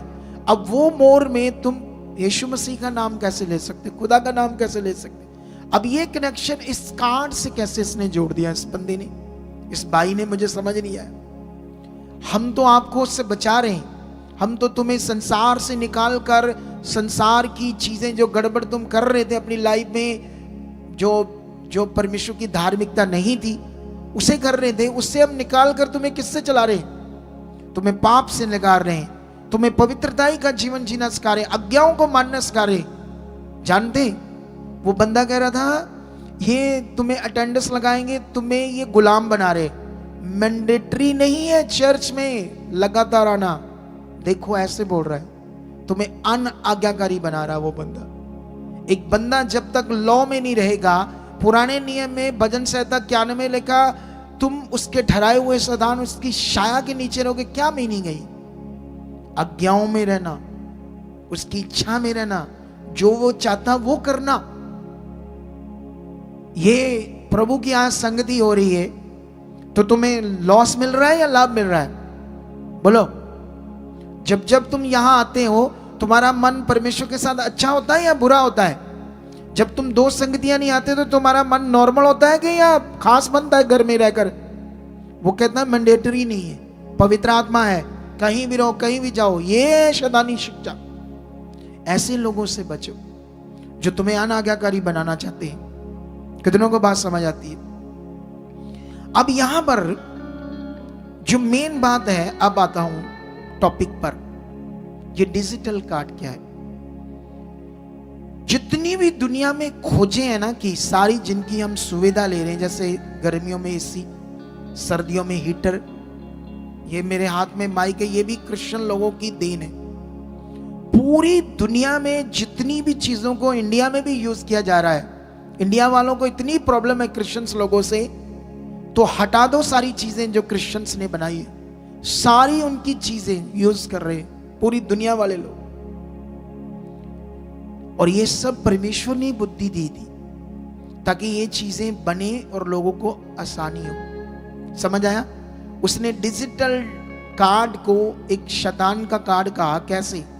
मुझे तो समझ नहीं है उसकी बुद्धि में ये बात कैसे शैतान ने डाल दी। अब समझाता हूं। सबसे पहले पुराने ने मतलब बाइबल में पढ़ो, उस जमाने में तो कई लोगों की आंखें धुंधली होगी। क्या होगी? इसहाक इतना बड़ा भविष्यवक्ता था जिसके बेटे ने उसे इसी कारण धोखा दे दिया क्योंकि उसकी आंखों से सही से उसे दिख नहीं रहा था कि ये मेरा बेटा वो है कि ये है, क्योंकि धुंधली हो गई थी। जानते उस समय डिजिटल चीजें नहीं थी, ये डिजिटल एनके नहीं थी। और जो मेरे ऊपर वीडियो बना रहा है, इतना मोटा चश्मा लगाया उसने, उतार दे भाई तू। ये डिजिटल शैतान की एनके लगा रहा तू, गॉगल्स है। सबसे पहले इसे उतार क्योंकि ये डिजिटल चीज है। भविष्यवक्ताओं ने, क्योंकि कहता यीशु ने कहा गिनती की, वो भाई तू किस जमाने का बंदा है? अगर उस समय उन्होंने नहीं की तो इसका मतलब आज हमें परमेश्वर का काम करने में कैसे सिस्टम से करना है, ये परमेश्वर हमें बुद्धि देता है। सबसे पहले अपनी ऐनक उतार, अपना मोबाइल छोड़ दे क्योंकि ये भी डिजिटल चीज है। तू एआई से अपने कई चीजें निकालता, कहता ये एआई के गुलाम बने, और खुद एआई से मैंने देखा एक दो वीडियो में, एआई से कुछ चीजें निकालकर अपनी वीडियो को आसानी से बनाने के लिए एआई यूज करता है, आर्टिफिशियल इंटेलिजेंस। कितनों को बात समझ दी? AI app. उसके बाद लैपटॉप यूज करता है, यूट्यूब यूज करता है, फेसबुक यूज करता है। कितनों को बात समझ? ये सब डिजिटल चीजें। कहता तुम्हारी धार्मिकता नोट हो रही है, रिकॉर्ड हो रही है उस कार्ड में। उस कार्ड में कोई धार्मिकता रिकॉर्ड नहीं होती, बल्कि धार्मिकता रिकॉर्ड होती यूट्यूब में, फेसबुक में, इंस्टाग्राम में। जहां जहां हम प्रेयर करते हैं, ये हमारी धार्मिकता है। हम वचन दे रहे हैं, ये हमारी धार्मिकता है। हम परमेश्वर के साथ उसकी आराधना कर रहे हैं, हमारी धार्मिकता है। तो ये रिकॉर्ड तो हो रही है इन चीजों में, यूट्यूब चैनल, फेसबुक, इंस्टाग्राम में, ये धार्मिकता रिकॉर्ड हो रही है। और कार्ड का नाम लेकर लोगों को क्या कर रहा है? नेगेटिव कर रहा था, जबकि वो सिर्फ अटेंडेंस लग रही थी। अटेंडेंस क्या है? मैनुअल अटेंडेंस लगा रहे थे हम, सही से हम काम ही नहीं कर पा रहे। वो इतने रजिस्टर भर रहे, सिस्टमैटिक नहीं कर पा रहे। बोलो, समझ आ रही कि नहीं समझ आ रही? सबसे पहले बोलो उस बंदे को, उस भाई को, भाई तू मोबाइल छोड़ दे, ये डिजिटल है, लैपटॉप, सब चीजें ये तो यूज कर रहा है, और दुकान खोलकर बैठा है अपनी, और सबसे चीजें नेगेटिव कर रहा था। ये लोग आपसे ये मांगेंगे, वो मांगेंगे, और वो शुरू में हर वीडियो में अपना क्यूआर कोड देता है और पैसे मांगता है लोगों से। मैं अपनी इंडिविजुअल सेवा कर रहा हूं और मेरी कोई सपोर्ट नहीं है, आप लोग जिसकी खुशी है तो आप मुझे सपोर्ट करो। QR कोड देता है। और जो वीडियो मेरी उसने बनाई ना, उसमें तो उसने हद ही कर दी। लास्ट में क्या कर रहा है, शर्म भी नहीं आ रही उसको, कह रहा है कि मेरा जो फेसबुक पेज है उस पर मैं ये जो वीडियोस बनाता हूँ विरोध वाली, फेसबुक ने कहा तेरी वीडियो गलत है, तू विरोध वाली बनाता है, हम मोनेटाइज नहीं करेंगे। तो जो मेरा मोनेटाइज हुआ चैनल, उसकी भी ज़्यादा इनकम नहीं है, तो आप लोग मुझे सपोर्ट करो ताकि मैं सेवा कर पाऊँ। तो मैंने टीम को पूछा इसका QR कोड चेक करो, ये कोई संस्था बनाई इसने या क्या है? तो उसका चेक किया तो उसका पर्सनली अकाउंट का QR कोड दिया है उसने, कोई रजिस्टर नहीं है वो। अब ये भगत जो अंध बकत, पता नहीं कौन सा इसकी बुद्धि है भाई की। अब इससे मैं पूछता हूं, आप जानते हो देश के जो लॉ होते हैं उसके बारे में लिखा है बाइबल में, तुम शासकीय अधिकारों के अधीन रहो, तुम अपने देश के कानून को भी मानो। जैसे आधार कार्ड बनना, पासपोर्ट बनना, क्यों ये मानना है? क्योंकि अगर ये हम नहीं बनाते, हम अनलीगल है, इस देश के वसनीक ही नहीं है। हमें वो सारे डॉक्यूमेंट्स जो देश से रिलेटेड होते सब बनाने पड़ेंगे। और जानते हो धार्मिक संस्थाओं को चलाने के लिए भी गवर्नमेंट ने एक लॉ बनाया है कि हमें रजिस्टर कराना पड़ेगा एक सोसाइटी को, सोसाइटी एक्ट या कंपनी एक्ट, 2 एक्ट में धार्मिक संस्थाएं चल सकती। धार्मिक संस्था क्या? दुनिया की पूरी धार्मिक संस्थाएं, चाहे सिखों की हो, चाहे मुसलमानों की, चाहे हिंदुओं की, किसी भी धर्म की हो, वो सारी रजिस्टर करनी पड़ेगी और उसका हिसाब गवर्नमेंट को देना पड़ेगा। तुम्हारे पास कितना लोगों ने बोया और कहां कहां तुमने खर्च किया। अगर हम नहीं देते तो हम इनलीगल है, लेकिन उसका तो ये भी नहीं है। तो सेवा कौन सी करता है वो? कौन सा लोगों से चंदा और बीज मांग रहा है? अपने खर्चने के लिए मांग रहा है। और लास्ट में इतने बुरे हाल से मांग रहा था ना, अगर तुम मेरी नहीं मत सपोर्ट कर सकते तो मेरी वीडियो शेयर कर दो ताकि मुझे कुछ अर्निंग आई यूट्यूब से। सोचो हाल उसका। उसकी दुकान अभी छोटी है, वो बड़ी करना चाहता है, इसीलिए लोगों को नेगेटिव कर रहा है। समझ आया कि नहीं समझ आया? ऐसे लोगों से बचो जो खुद तो कोई रूह बचाने, पता नहीं खुद संगति करता है या नहीं करता, मुझे पता नहीं। अगर इससे पूछो, अगर ये संगति करता हो, कोई 10-20 लोग इसके पास आते हो, अगर मान लो इसके पास 20 लोग आ रहे हैं, तो मान लो बीच में 2 लोग एक हफ्ते नहीं आए, तो वो लोग अगले हफ्ते भी नहीं आए, तो फिर ये क्या करेगा? कॉल करेगा ना उनको, बोलो भाई साहब तुम 2 मीटिंग में आए नहीं, संगति में आए नहीं, पूछेगा ना अगर संगति करते तो क्या हुआ, आप संगति अटेंड करने नहीं आए।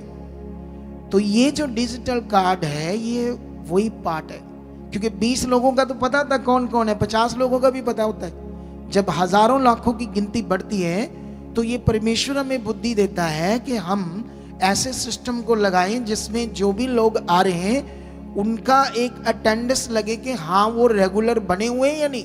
क्योंकि कभी कभी शैतान कुछ ऐसी चीजें कर देता है हमारे साथ, हमें कोई ऐसा काम पड़ गया या हमारा मन खराब हो गया, हम 1 दिन नहीं आए, हमारा घर में झगड़ा हो गया, हम 2 बार नहीं आए, 2 हफ्ते नहीं आए, उसके बाद नेगेटिविटी स्टार्ट हो जाती है, आपका मन नहीं करता आने में। और मैंने तो यहां अपनी चर्च में देखा है, मेरी चर्च में क्या, मेरे पास और भी कई मिनिस्ट्रियों से लोग आते हैं, बड़ी बड़ी मिनिस्ट्रियों से भी आते हैं जो 4-4 साल प्रभु में गए हैं। हम जब उनके साथ बैठे ना तो अभी भी उनको अच्छे से नहीं पता परमेश्वर का राज क्या है। तो कभी कभी लोगों को विश्वास करने में साल लग जाता है। तो जब एक बंदे को साल लगेगा तो हमें समझ नहीं आ रहा कि वो बंदा आ रहा कि नहीं आ रहा। अगर ये अटेंडेंस सिस्टम है तो हम सही समय देख सकते हैं ये आ नहीं रहा, क्योंकि हमें इतने लोगों से नहीं पता चलेगा ना नहीं आ रहा कि नहीं आ रहा कि नहीं आ रहा, आ रहा कि नहीं आ रहा। तो ये परमेश्वर के काम को करने में एक अच्छा सिस्टम है या ये बुरा सिस्टम? आप बताओ, बताओ, बोलो। अच्छा सिस्टम है ना? उसको क्यों प्रॉब्लम हुई उस बंदे को? मुझे ये नहीं समझ आया। बातें पोली सी कर रहा था, पोली बातें ऐसे कर रहा था कि मैं ही सबसे खरा व्यक्ति हूं। वो बात कौन सी थी लास्ट में जो मैंने कहा था मुझे बोलना? हाँ, वो समझदा मैं सबसे सच्चा हूं, बाकी सारे झूठे। मुझे ये उससे पूछना है, भाई अगर तू सच्चा है, तेरा कनेक्शन पूरा है परमेश्वर के साथ, और सिर्फ तेरे अंदर आत्मा काम करता, हमारे अंदर तो करता नहीं तेरे हिसाब से, तो तू परमेश्वर से प्रार्थना कर कि दुनिया के सारे लोग तेरे साथ जुड़ जाएं और बच जाएं। बोल, उसको प्रार्थना करनी चाहिए ना कि परमेश्वर मेरे पास ला, मैं सबसे सच्चा हूं। तो क्यों नहीं परमेश्वर उसके पास लोगों को लेकर जा रहा? अगर तुम लग रहा है ये मिनिस्ट्रियां जो बनी है ऐसी वैसी मिनिस्ट्रियां जिनकी वीडियो बना बना कर नेगेटिव कर रहा है, तो तेरी परमेश्वर तो बात ज्यादा सुनेगा। उन लोगों को जा बचा जाकर, यूट्यूब पर दुकान खोलकर बैठा, संगति कर, उन्हें ज्ञान दे अच्छा वाला। समझ आया? नहीं समझ आया? लेकिन ऐसे लोगों को क्या पता लोगों पर वर्क करना क्या होता है। लोग जब तकलीफ में होते हैं, जब लोग नए आते हैं, जब अन्य जाति होते हैं, उनको परमेश्वर में जोड़ना कोई नॉर्मल काम नहीं होता। नए लोगों को एक मेहनत का काम है। कौन सा काम है? उनको हालात से निकालना एक मेहनत का काम है। ये यूट्यूब पर जो दुकान डाली है, उसके पास तो टाइम है, वो तो अब मेरी ये बात सुनेगा और वीडियो बना देगा, लेकिन मुझे थोड़ी बनानी है। मुझे तो एक ही बार शिक्षा देनी है। मैं जानता हूँ हमारे साथ जो लोग हैं वो जानते हैं मैं कैसा हूँ, मेरा करैक्टर कैसा है, और हम कितनी वफादारी से काम कर रहे हैं। अब सब जानते हो, इसलिए मुझे ज़्यादा वीडियोस बनाने की ज़रूरत नहीं है। कितनों को बात समझ आई? हाँ, इस संडे भी थोड़ी सी बात करेंगे, क्योंकि बहुत सारे संडे वाले लोगों ने ये वीडियो देखनी नहीं है, आज की मीटिंग सुननी नहीं है। तो अगर सुनेंगे नहीं तो उनको समझ नहीं आएगा मैंने क्या बताया। समझ आया? नहीं समझ आया? तो ऐसे लोगों से बचो। कोई अन्य भाषा के पीछे पड़ा हुआ है, कोई अगुआ बोल रहा है ये बीज बोना गलत है, मैंने इतने सालों से बीज नहीं लिया, जो मेरे 5 7 10 साल रह गए हैं मैं वो भी बिना निकाल दूंगा। समझ नहीं आता ये क्या शुरू करके बैठे। सुनो, ध्यान दो। आप जानते हैं जो आप बोते हो एक सोसाइटी में आता है। ये आपका पैसा मेरे अकाउंट में नहीं आता, परमेश्वर के अकाउंट में, सोसाइटी के अकाउंट में जाता है, और उसको लीगली एक 100 रुपए का भी हिसाब देना पड़ता है सरकार को। हमारी जो सीए है ना, 20 रुपए 30 रुपए भी झगड़ा हो जाता है हमारी टीम से कि तुमने ये बिल 20 का कम क्यों बनाया है।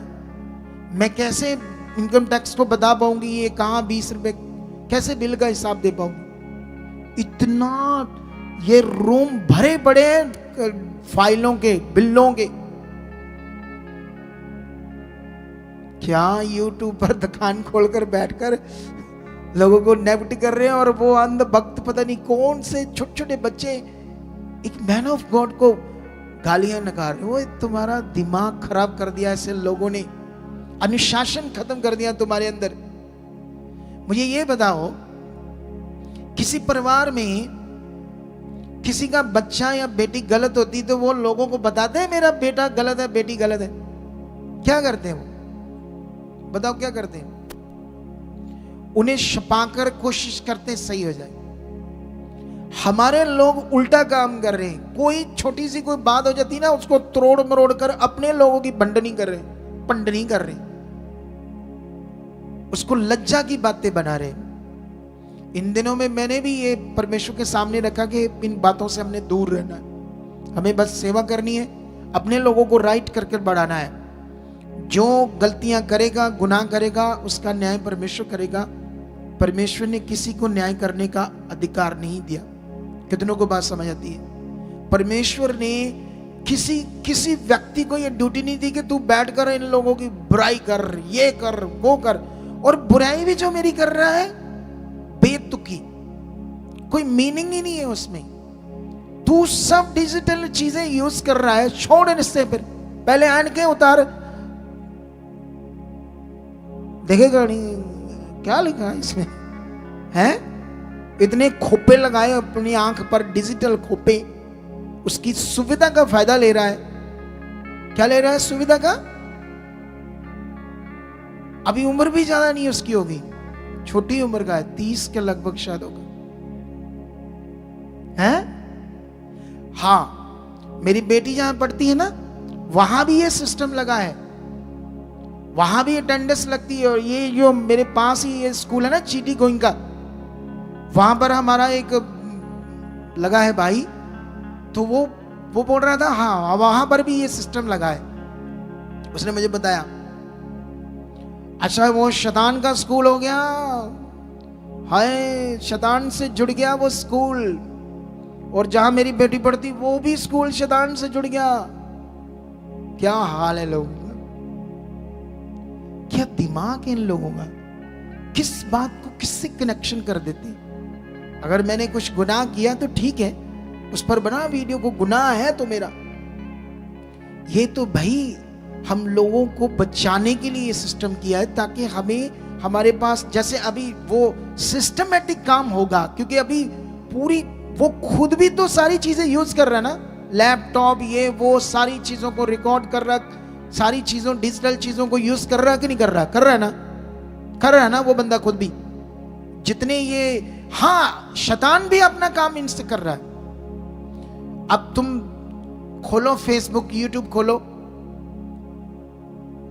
मैं एक दिन खोलते खोलते ऐड आ रही थी, मैं हटा नहीं पा रहा था क्योंकि वो स्किप का ऑप्शन नहीं आ रहा था, क्योंकि मैंने अपना यूट्यूब खोलना था। तो तुम अकेले हो, तुम बोर हो, पंजाबी बोल रहे थे वो, तो तुम नई नई लड़कियों से बात करते कर सकते थोड़े से पैसों में। ऐसी गंदी चीजें खड़ी कर रहा है शैतान।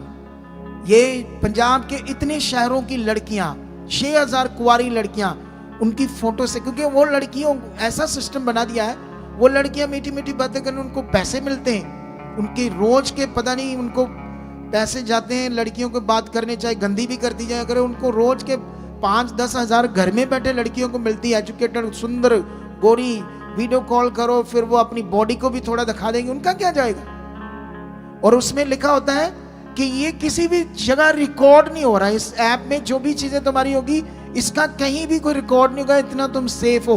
तो जिनके पास पैसा वो यही गंदे काम करते रहते, शैतान अपना काम करता है, शैतान इन चीजों से यूज कर रहा है वो अपना काम, हमें अपना करना है। हमने इसमें इन चीजों की सुविधा से वहां वचन पहुंचाना यहां तक नहीं पहुंचा, ताकि हम ज्यादा काम कर सके। समझ आया कि नहीं समझ आया। अब ये कार्ड एक सिंपल अटेंडेंस कार्ड है, लेकिन जो मोर लगनी है वो टाइम आना है माथे पर या हाथ पर 666 नंबर की। उस दिन तुम परमेश्वर की धार्मिकता नहीं कर सकते जो अब कर रहे हो। क्या ये कार्ड बनने से तुम्हारी धार्मिकता को रोकना है हमने, कि बढ़ाना है? बढ़ाना है। तुम्हें और परमेश्वर से कनेक्ट करके रखना है। कहता मैंडेटरी नहीं है चर्च में जाना। ऐसे फालतू शिक्षा से ही लोग भटक रहे, और ऐसे ही लोग कभी परमेश्वर के साथ कभी दीन नहीं बन सकते, विरोध भी करते रहेंगे अपने लोगों का, कभी भी अच्छा जीवन नहीं पा पाई और ना ही लोगों को दे पाएंगे। और खुद मांग रहा है पैसे, मेरी सपोर्ट करो, मेरी सपोर्ट करो। शर्म आनी चाहिए। खुद लोगों से पैसे मांग रहे हो, वो भी अपने पर्सनल अकाउंट पर। जितनी बड़ी मिनिस्ट्री होती है ना, उनके बिजनेस होते हैं अपने। मैं तो अपना बिजनेस छोड़ कर आया था। पूछो जो मुझे जान दे, कितना बड़ा कॉन्ट्रैक्टर था, लाखों रुपए कमाता था, महीने के 6-7 लाख कमाता था। ये छोड़कर आया 2015 में सेवा में। अभी भी हम कुछ काम कर रहे हैं जिससे हमें पैसे आते हैं। अभी 1-2 काम हम और करने वाले हैं जिससे और पैसे आएंगे मुझे, क्योंकि जो सरकार है ना वो मुझे पूछती है कि तू कहां से खर्चता है पैसा, तेरे पास तू सेवा करता है, तेरा बिजनेस क्या है, तू पैसा कहां से तेरे पास आता है। समझ आया कि नहीं समझ आया। तो ये जरूरी होता है। तो ये ऐसे ही लोग हैं जो परमेश्वर के किंगडम में क्या करते हैं, गड़बड़ी करते हैं। ऐसे लोगों से बचो और परमेश्वर के साथ बढ़ो। परमेश्वर के साथ बढ़ना ही, उसकी आज्ञाओं में रहना ही हमारा क्या है, बेस्ट जीवन, सफल जीवन। कितनों को बात समझ आती है। आप एक काम करना, क्योंकि पाप बढ़ रहा है ना दुनिया में, तो हमें संगति ज्यादा चाहिए। जितनी ज्यादा मेरी संगति होगी परमेश्वर के साथ, अब वो कहेगा ये संगति तो हम सीधा भी कर सकते हैं, सीधा कर सकते हैं, वो अच्छी चीज है, ऐसे करना है सीधा भी, रोज रोज बने रहना उसके साथ, ये संगति है। जब तुम अंगीकार करते हो ये भी संगति, जब उसके वचन को बोलते हो मुंह से, ये संगति है, ये करना है। लेकिन याद रखना ये जो संगति है इसके बिना तुम आगे नहीं बढ़ सकते। कोई आज तक नहीं बढ़ पाया। जितने लोग इससे आगे पीछे हुए वो या तो टूट गए या परमेश्वर से दूर हो गए या वापस संसार में चल गए, उनकी रूहें नष्ट हो गई जो संगति से दूर हुए। लेकिन जो बने रहे वही आगे जाएंगे यीशु मसीह के नाम से। इसलिए ऐसी फालतू शिक्षाओं पर ध्यान मत देना और आगे बढ़ना। कितनों को बात समझ आती है?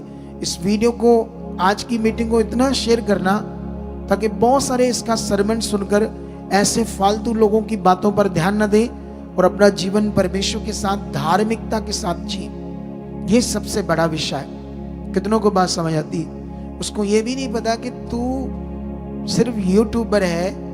खुदा ने मुझे इतना ब्लेस किया है कि मैंने कितना बड़ा काम किया, हजारों रूहों को बचाने वाला उसने मुझे बनाया। तूने क्या किया भाई?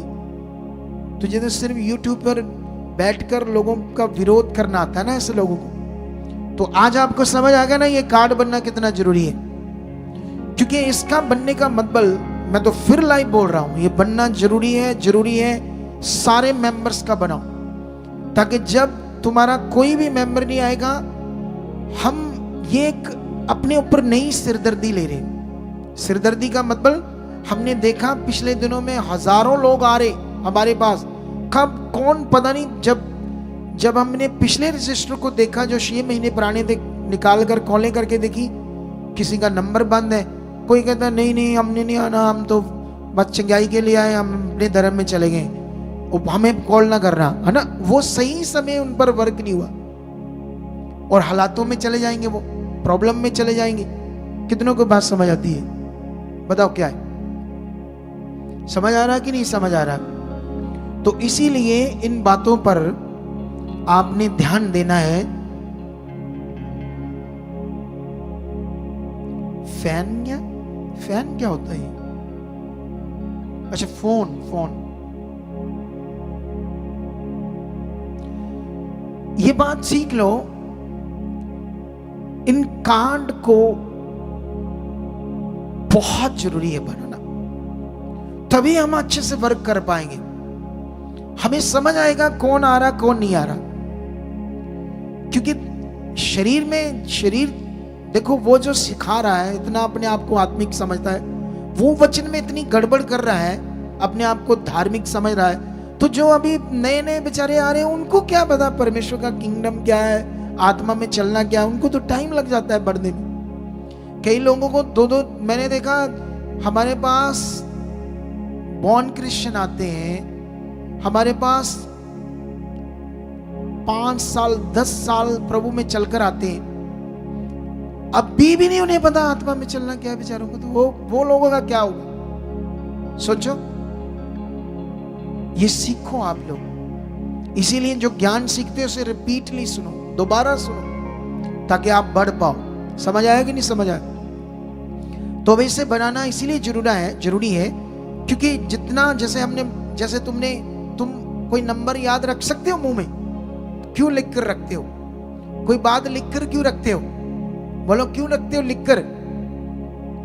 क्योंकि वो याद रहेगी। क्या रहेगी? लोगों के नंबर डायरी में क्यों लिख कर रखते हो? क्योंकि वो निकालेंगे ही, फटाफट पता चल जाएगा ये नंबर है। समझ आया? तो ये जो सिस्टम है इसीलिए है ताकि हमें पता चले आप कैसे आ रहे हो, कब अटेंड कर रहे हो, कब आपकी लैंड हुई, कब आपका प्रार्थना हुई, तो कब आपके साथ ये सारी चीजें हुई, ताकि जब आपकी गवाही बनेगी वो रिकॉर्ड से चेक करके आपकी गवाही दी जाएगी और लोगों को तेज किया जाएगा। तो अब ये बड़ा विषय है आज, आज्ञाकारी। हालेलुया। आप जानते हो बाइबल में अब्राहम और लूत, अब्राहम चाचा था और लूत भतीजा था, दोनों परमेश्वर के साथ एक साथ चले। बाइबल में चेक करना, अब्राहम इतना बड़ा आज्ञाकारी था, इतना पावरफुल आज्ञाकारी था कि परमेश्वर उससे पूछकर उससे कई काम करता था, मैं ये करने वाला हूं। चले दोनों ही, लेकिन अब्राहम रिच हो रहा था, ब्लेस हो रहा था आज्ञाकारी के कारण, और जो लूत था वो बाइबल में लिखा एक बार लूत और अब्राहम के जो काम करने वाले उनमें झगड़ा हुआ। झगड़े का कारण क्या था? लूत उनसे बातें करता था, ये मेरा चाचा ऐसे है, ये मेरे साथ धोखा करता है, इसने ऐसे काम बढ़ा लिया, वो कर लिया, ये कर लिया। तो अपने लोगों के सामने गलत बातें करते थे, इसीलिए उनके बीच में क्या हो गया? झगड़ा हो गया। ठीक है, लूत राइट डायरेक्शन पकड़कर परमेश्वर के साथ नहीं चल रहा था, इसीलिए लूत सफल नहीं हुआ, क्योंकि वो अनाज्ञाकारी में चल रहा था, वो आज्ञाकारी में नहीं था। आज मैंने तुम्हें पुराना नियम, नया नियम, यीशु मसीह की बातें, सब बातें अच्छे से पढ़ लो। यीशु मसीह ने क्या सिखाया, पुराने नियम में क्या सिखाया? यीशु मसीह ने तो यहां तक फरीसियों और सदूकियों को यह भी कहा, उसने कहा आपको ये लोग गुलाम बना रहे हैं। अरे ये परमेश्वर के अनुशासन में रहना, इसको गुलाम नहीं कहते। जो बाइबल में लिखा तुम्हें यीशु मसीह ने आजाद किया, वो आजाद किया है पाप से, शैतान की गुलामी से, पाप की गुलामी से, ताकि तुम परमेश्वर के अधीन रहकर चलो। कितनों को बात समझ आती है? ये कैसे लोग हैं, लोगों को अनाज्ञाकारी बना रहे हैं। ऐसे लोगों से दूर रहकर परमेश्वर में चलो। कितनों को बात समझ आती है? आप जानते हो, अगर कोई भी पॉलिटिशियन दुनिया में, चाहे वो व्यभिचार करता हो या पाप करता हो, कुछ भी गलत करता हो, अगर आप प्रभु में चल रहे हो, आप संगति कर रहे हो, तो कोई विरोध कर रहा है, वो बंदा आकर आपका साथ देता है, तो परमेश्वर उससे भी खुश होता है। ऐसे लोगों को क्या पता, जो परमेश्वर के काम को करने में हेल्प करता है, परमेश्वर उस पर उसका भी भला करता है। ये लोग बिगाड़ रहे हैं परमेश्वर के काम। मैं कहता हूं पापी, बुरा, पॉलिटिशियन, चोर, ठग, नशा करने वाला, लेकिन उसने तुम्हारा साथ दिया संगति करने में, तुम्हारा गांव में विरोध कर रहे हैं, ये तुम धर्म बदल रहे हो, हम करने नहीं, लेकिन उस बंदे ने तुम्हारा साथ दे दिया, तो परमेश्वर से खुश होगा या नहीं होगा? होगा ना। तो ये लोग कैसे हैं? ये लोग परमेश्वर का काम बिगाड़ रहे हैं। ऐसे लोगों से बचने की जरूरत है। ये अच्छी चीजें नहीं कर रहे, ये लोगों के अंदर अनैतिक चीजें पैदा कर रहे हैं, और खुद सारी चीजें डिजिटल यूज करके लोगों को नेगेटिव कर रहा है। और कनेक्शन किससे कर रहा है? 666 से, जो प्रकाशित वाक्य का है। खुद भी बोल रहा है, कहता है ये वो तो नहीं है, 666 वाला सीन तो नहीं है, लेकिन उसकी तैयारी कर रहे हैं पास्टर, क्योंकि इंडिया में बहुत सारी चर्चेस में ये हो रहा है। अरे वो सारे पास्टर आत्मा में चल रहे हैं, इसलिए कर रहे हैं क्योंकि इतने लोगों का कहां पता चल रहा है कौन आ रहा है, कौन जा रहा है। तो बाइबल में भी तो ये गिनती हुई। फिर वो जो दाऊद ने एक बार गिनती की, उसको जोड़ रहे थे कुछ लोग, उसके बारे में भी नहीं समझ, थोड़ा सा पढ़ाता हूं। ये दाऊद ने एक जगह पर लोगों की गिनती की, तो उस पर श्राप आया, उसको भी शायद लेकर कुछ लोग नेगेटिव होते, इसको भी क्लियर कर देते साथ साथ, ताकि लोगों का भला हो। ठीक है, ये देखो, आप जानते हो बाइबल में यीशु मसीह की जो जीवन की बातें हैं, जब उसने वचन दिया या हीलिंग की, तो 4 चेलों ने उसे लिखा, मत्ती, मरकस, लूका, यूहन्ना ने सेम बातें, कुछ ने थोड़ी अलग अलग भी लिखी, लेकिन कुछ चीजें सेम लिखी गई। समझते हो या नहीं समझते हो? पहला सैमुअल, दूसरा सैमुअल, पहला राजा, दूसरा राजा की 4 किताबों का 2 किताबों में सेम वो मिलती है बातें, हमें सेम बातें, उनका रिकॉर्ड मिलता है सेम। पहला इतिहास, दूसरा इतिहास में कुछ चीजें सेम मिलती, कुछ चीजें नहीं भी मिलती उन 4 किताबों की। वो तुम्हें समझाता हूं मैं आज, ठीक है? तो यहां पर दूसरा सैमुअल 24 में लिखा, यहोवा का कोप इस्राएलियों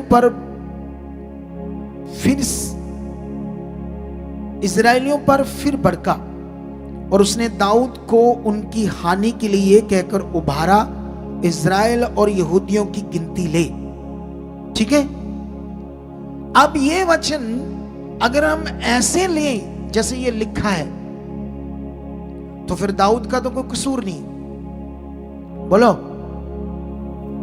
उस पर क्यों श्राप आया, क्यों उस समय प्रॉब्लम क्रिएट हुई, क्यों वो रोने लगा, पश्चाताप करने लगा, मैंने गिनती करके पाप किया है? ये लोगों को पता ही नहीं। लोग उठकर इस वचन को कोट कर भी नीचे कमेंट कर रहे थे मुझे, है पास्टर ये है, पास्टर वो है। वो तू क्या छोटे छोटे से बच्चे हो ना, तुम्हारा कोई मुंह धोया, ना तुम्हारी अभी निप्पल लेकर दूध पीने वाले बच्चे हो तुम्हें, और मैन ऑफ गॉड खुदा के दासों को जो रात दिन मेहनत करके इतना स्ट्रगल करके यहां तक रूहों को बचाने का काम कर रहे हैं, और ये कैसे बातें शुरू हो गई। छोटे छोटे बिलीवर कैसे नेगेटिव कर दिए लोगों ने। लेकिन यहां पर अगर उनकी गिनती चेक करोगे तो नीचे लिखा है 24:9 में लिखा, तब योआब सेनापति था, प्रजा की गिनती का जोड़ रहा जो सुनाया, और तलवार चलाने वाले योद्धा इस्राएल के तो 8 लाख और यहूदा के 5 लाख निकले। इसी का जो रिपीट लिखा गया वचन वो मैं पढ़ाता हूं तुम्हें इतिहास में, पहला इतिहास, ठीक है। वहां पर क्या लिखा है पहला इतिहास में, ये देखो 21 में क्या लिखा, सेम वचन है लेकिन वहां यहोवा लिखा, यहां देखो क्या लिखा, शैतान ने इज़राइल के विरुद्ध उठकर दाऊद को उकसाया कि इज़राइलियों की गिनती ले। तब है ना, यहां पर देखो सचमुच परमेश्वर ने नहीं कहा था इज़राइलियों के विरुद्ध मतलब इज़राइलियों के विरुद्ध दाऊद का मन किसने किया? शैतान ने। क्यों किया था? क्यों गिनती करनी थी? इसका क्या मीनिंग था? अब नीचे पढ़ो परंतु इनमें जोआब ने लेवी और बिन्यामीन को ना गिना क्योंकि वह राजा की आज्ञा से घृणा करता था। लेकिन ये वचन मुझे अभी थोड़ा सा पढ़ना था आपके लिए, 21 का शे,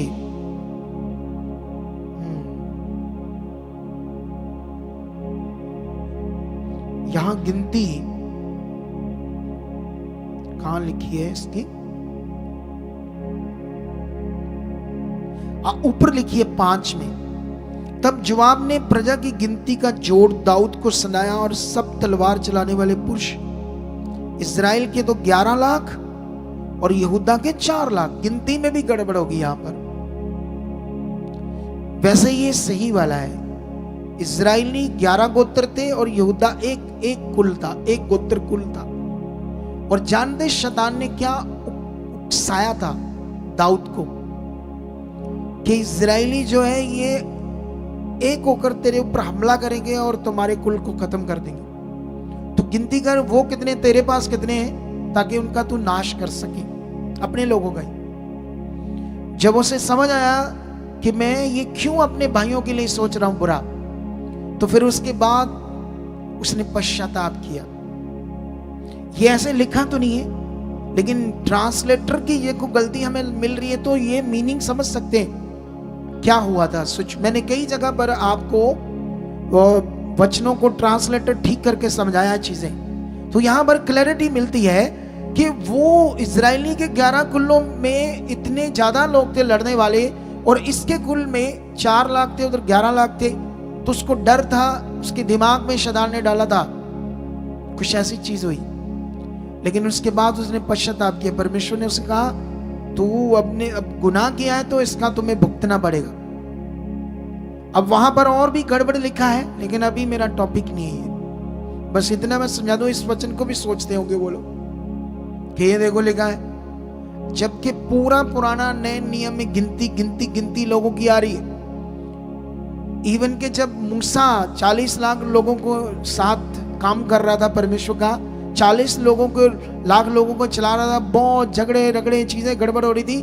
परमेश्वर ने उसके ससुर को यूज किया, उसने उसे समझाया कि इतने लोग गिनती कर, 1000 की गिनती कर, फिर उसमें से 100 की गिनती कर, उस पे एक प्रधान को नियुक्त कर न्याय करने के लिए। उसको देखो ससुर के द्वारा परमेश्वर ने यूज करके उसके काम को आसान किया। कितनों को बात समझ आती? गिनती की बात जब आती है, काउंटिंग की बात जब आती है, एक सिस्टम की जब बात आती है, तो बस मेरा इतना ही शिक्षा थी आज। ये बहुत लंबी चौड़ी होगी है, लेकिन वापस मैं अब्राहम और लूत की बात कर रहा था, उस पर आप लोगों ने ध्यान देना है। आज्ञाकारी, बाइबल के अंदर जितने लोगों ने आज्ञाकारी की वो सफल बने। अगर आप जिप्ता और शमसून का कैरेक्टर बाइबल के अंदर पढ़ोगे तो जिप्ता जो था पावरफुल उसका करैक्टर था। किसके साथ? खुदा के साथ। जबरदस्त परमेश्वर ने इसे यूज किया और ऊंचा किया। शमसून की आंखें निकली और वो मरा। उसकी आंखों में गर्म सीखें डाल दी फिलिस्तियों ने। क्यों? क्योंकि उसके जीवन को चेक करो, वो वफादार नहीं रहा, व्यभिचार में भी गया, गलत चीजें भी कर रहा था। परमेश्वर उसके द्वारा अपने लोगों को छुड़ा तो रहा था, लेकिन वो पाप कर रहा था। गलत चीजों के कारण उसकी ये जिंदगी हुई। कितनों को बात समझ आती है? तो इसीलिए ऐसे लोगों से बचो और परमेश्वर के साथ चलो और आगे बढ़ो। जितने वफादार बनोगे, जितना खुदा के साथ चलोगे, जितना नियम से परमेश्वर के घर में आओगे, उतना ज्यादा आगे बढ़ोगे। ये याद रखो। ऐसे लोगों को क्या पता है, अगर ये खुद अच्छा होता तो ऐसी वीडियोस क्यों बनाता और लोगों से पैसे क्यों मांगता? सपोर्ट करो, मुझे सपोर्ट करो। और मांग भी कहां रहा है? अपने अकाउंट में। जो धार्मिक काम करके अपने अकाउंट में पैसे मांगता, वो तो गवर्नमेंट के सामने भी अनलीगल है। खुदा तो चलो माफ करेगा उसको। कितनों को बात समझ आती है? गवर्नमेंट के सामने कोई, मैं अपने अकाउंट में पैसा डालूं, इनलीगल है। समझ आता है? नहीं, गवर्नमेंट को मुझे हिसाब देना पड़ेगा। समझ आया या नहीं आया? समझ आया? तो इसीलिए आगे बढ़ो और परमेश्वर आपके साथ है। और जितने कार्ड नहीं बने और जिन्होंने अपनी फोटोस नहीं दी, फटाफट दो, वफादारी करो और फटाफट अपने सब कार्ड बनाओ, ताकि आपकी अटेंडेंस लगातार लगे और उससे प्रॉपरली लेकर आओ, प्रॉपरली लेकर आओ, वफादारी करो, ताकि हमें पता चले कौन आ रहा, कौन नहीं आ रहा। हम आप पर वर्क कर सकें। बड़ी टीम बनाकर आप पर वर्क करके आपको आगे लेकर जाने की बात कर रहे हैं हम। समझ आया ना? इसको जरा सा भी ढीला नहीं होना आपने, ठीक है, इस काम में। ठीक है जी? खुदा आपके साथ है। और मेरा बिलीव है कि आज जो कुछ तुमने सुना है आज्ञाकारी में, इस पर अपना मन अच्छा कर चुके हो और भी वफादार बन चुके हो। फालतू शिक्षाओं को सुनना गड़बड़ विषय है, क्योंकि जितना आप सुन रहे हो और परमेश्वर के साथ चल रहे हो, आपका भला हो रहा है कि नहीं हो रहा? और इसको सुनो, अपनी मिनिस्ट्री में खड़े बनो, बस जहां तो ये चुना गया है, और बढ़ते जाओ। परमेश्वर आपके साथ है। और मैं विश्वास करता हूं, आज जब मैं प्रार्थना करूंगा, परमेश्वर आपको बड़ी शांति देगा, बड़ी बरकत देगा, बड़ी आशीष देगा, आपके बड़े मार्ग खोलेगा। क्योंकि बाइबल में लिखा, धर्मी जन की प्रार्थना से क्या होता है? धर्मी जन की प्रार्थना के प्रभाव से सब कुछ होता है, ऐसे लिखा बाइबल में। ठीक है? और जितने लोग ये विश्वास करते हैं, इन सब बातों को पूरा करते हैं, वो सब रिजल्ट ले रहे हैं। जो इधर उधर दिमाग रखते हैं ऐसी फालतू बातों में, वही तो गड़बड़ हो जाता है उनका जीवन। ऐसे लोगों की सुनो भी मत, बस बढ़ते जाओ खुदा में। मेरा काम है तुम्हें बस खुदा में बढ़ाना, तुम्हें तैयार करना, तुम्हारे जीवन को राइट करना परमेश्वर के साथ। मेरा यही काम है। जो मेरी टीचिंग्स है वो बहुत सारे लोगों को पता है मैं क्या दे रहा हूं, लेकिन आने वाले दिनों में ये और बड़ी टीचिंग हो जाएगी यीशु मसीह के नाम से। तुम और जबरदस्त बढ़ जाओगे यीशु मसीह के नाम से। ठीक है? तो आइए हम अपना सीड बोएंगे खुदा के कामों के लिए। और याद रखना, इस संडे से आप अपने पैम्फलेट लेकर जाना सुसमाचार के लिए। सुसमाचार के काम में बढ़ जाओ। मैं भी बड़ा हुआ हूँ। जहाँ जहाँ संगतियाँ बढ़ती जाएगी, मेरी सेवा वहाँ खड़ी रहेगी, मैं भी वहाँ आकर आप में काम करूँगा। पिछले दिनों में मैं पट्टी के गांव में गया, उसके बाद मैं वहाँ से निकलकर उसी दिन ही, एक ही दिन में हम बॉर्डर के पास गए खेमकर। वहाँ हम लोगों ने वर्क किया लोगों पर। लोग बड़े हालातों में हैं बेचारे, प्रभु में होकर भी, क्योंकि उनको अभी राइट बढ़ने की जरूरत है। कितनों को बात समझ आती है? तो मेरा बिलीव है आज जो कुछ तुमने सीखा है, इससे तुम खरे बन चुके हो और तुम्हारे अंदर सारे डाउट भी निकल चुके हैं। तो खुदा आपको आशीष दे चुका है। मैं अपनी जिंदगी में बहुत कुछ छोड़कर प्रभु की सेवा में आया हूं। कितनों को बात समझ आती है? सब वो बुरी चीजें, सब वो अभिलाषाएं छोड़कर ही सेवा होती है, नहीं तो सेवा नहीं होती है। कितनों को बात समझ आती है? परमेश्वर उसी को इस्तेमाल करता है बहुत। किसी की देखो, तुम यीशु में हो, 10 साल से हो, तुम बॉर्न क्रिश्चियन हो, तुम्हारा हालात क्यों नहीं जा रहा? अगर एक मैन ऑफ गॉड की प्रार्थना से जा रहा है तो इसका मतलब ये नॉर्मल विषय नहीं होता। बोलो, नॉर्मल हो सकता है? तो ऐसे लोग ही नॉर्मल कर देते हैं, ऐसी टीचिंग नॉर्मल कर देती है, जो अपने लाभ के लिए ऐसी टीचिंग बोलते हैं, और ऐसे लोगों को दुष्टी यूज कर लेता है उनके दिमाग में। क्योंकि मैंने तुम्हें बता दिया, जिस चीज को आप करने लगोगे ना, नेगेटिव चीजों को, अगर चुगली, निंदा, विरोध, गुस्सा, देखना कई लोगों को छोटी छोटी बात पर गुस्सा आता ना, वो बढ़ता ही जाता है, छोटी छोटी बात में गुस्सा आ जाता है। अगर उन्होंने प्रार्थना नहीं की, परमेश्वर के सामने रोज नहीं रखा, परमेश्वर ये मेरी चीज दूर हो चुकी, मैंने भी बड़ी प्रार्थना की, परमेश्वर इन दिनों में मुझे, परमेश्वर बहुत सारे सेवक कई चीजें आगे पीछे कर रहे, मुझे उनसे कुछ नहीं लेना देना, मुझे आप जो चाहते करो, मुझे उनके ऊपर कभी ध्यान ना जाए, मैं उनके ऊपर वीडियो ना ज्यादा बनाऊं, परमेश्वर कभी बहुत रेयर हो तो बनानी पड़े तो बनाऊं, लेकिन मुझे इन चीजों से दूर कर दो। मैंने भी प्रार्थना की, मुझे भी परमेश्वर ने दूर कर दिया। समझ आया या नहीं समझ आया? ये तो मैं भी ऐसी चीजें बनाता था, लेकिन मुझे भी खुदा ने कहा इनसे बाहर आ जाओ, इनसे कोई फायदा नहीं मिलता, इनसे तो बस अशांति रहती है, गड़बड़ रहता है दिमाग। क्या रहता है? समझ आया कि नहीं समझ आया? तो खुदा आपको बरकत दे चुका है, और मैं बिलीव करता हूं इस मिनिस्ट्री के द्वारा लोग जबरदस्त ऊंचे किए जाएंगे, जबरदस्त बरकत पाएंगे। जितनी तुम पा रहे हो, गवाहियों से आ रहे हो, ये तो अभी स्टार्ट है। यही साल, इसी 26 में ही इस मिनिस्ट्री के अंदर जो परमेश्वर करने वाला तुम्हारी सोच समझ से परे होगा। लेकिन ये कहानी नहीं, इसे रिसीव करना है, इसे रिसीव करना है। हाँ, ऐस परमेश्वर, ये तेरा वचन है, ऐसा हो चुका है, ऐसे हम बढ़ चुके हैं। कितनों को बात समझ आ रही? तो इसमें ध्यान दो। अभी हम अपना सीड बोएंगे परमेश्वर के काम के लिए। जो जो मैं बोलता हूं ना, उसको करने में बस ध्यान देते जाना, फिर देखना मजा जिंदगी का। ठीक है? एक अनुशासन में रहकर जीना है। तो अभी हम सीड बोएंगे परमेश्वर के कामों के लिए, रूहों को बचाने के लिए। तो ये हमारी सोसाइटी के अकाउंट्स नंबर है, ये लीगली है, मेरे नाम पर नहीं, सच द रिश्ता सोसाइटी है, ये रजिस्टर है, ये चर्च के नाम से। ठीक है? इसमें आप, और दूसरा बैंक है कोटक महिंद्रा, इन दोनों में आप अपने सीड को ट्रांसफर कर सकते हो। और इन दोनों बैंकों के क्यूआर कोड को भी आप स्कैन करके अपने क्यूआर कोड को परमेश्वर के कामों के लिए अपने बीज को बो सकते हो। और अगर आप फॉरेन से देख रहे हो तो ये व्हाट्सएप नंबर है, इस पर जब आप मैसेज छोड़ोगे, आप रेगुलर अपने सीड को बोना चाहते हो खुदा के कामों के लिए, तो आप मैसेज छोड़ दो, मेरी निगरानी में आपको रिप्लाई मिलेगा। और इस पर मैं प्रार्थना या बात नहीं करता इस नंबर पर, ऐसे लगे रहोगे फोनों में तो बाद में जवाब ना मिला तो मन खराब ना करना। आपके फॉरेन के लोगों के लिए ये 2 हेल्पलाइन नंबर है, और बाकी सारे नंबर भारतीय लोगों के लिए। आइए प्रार्थना करते हैं। ये जो लोग अभी पीछे से आ रहे हैं, ये घरों से आ रहे हैं या इन्हें बाहर ही रोका गया था? कौन लोग हैं?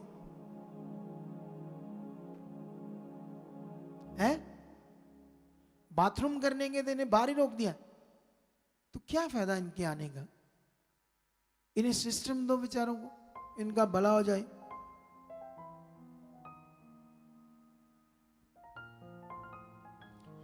चलो प्रार्थना करते हैं। जीवित परमेश्वर खुदाबंद, सर्वशक्तिमान परमेश्वर, ये तेरे बच्चे, इनके मनों को आप खोल चुके परमेश्वर, इन्हें छू चुके परमेश्वर। परमेश्वर पिता, जो ऑनलाइन अपने बीज को ट्रांसफर कर रहे, जो खुदाबंद यहां पर अपने बीज को ट्रांसफर कर रहे, खुदाबंद निश्चय से बरकत दे चुके यीशु मसीह का। जब ये बोए इनका बीज छुआ जाए, और खुदाबंद निश्चय इस बीज के द्वारा बहुत सारी रूहें बचे, तेरे जलाली कामों में, तेरे कामों में ये बीज यूज हो।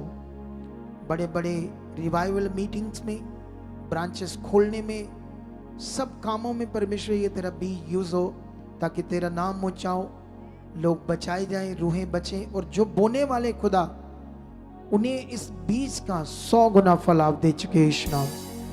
ऐसा आपने कर दिया, आमीन। अगले 4 मिनट वर्शिप होगी, आपने उठना नहीं है, बैठे रहना है। अगर आप स्पेशल सीड लेकर आए तो सीड बॉक्स में डाल देना, नहीं तो ब्लेसिंग थैली में डाल देना, और गाओ। उसके बाद मैं प्रार्थना करता हूँ आपके लिए। मैं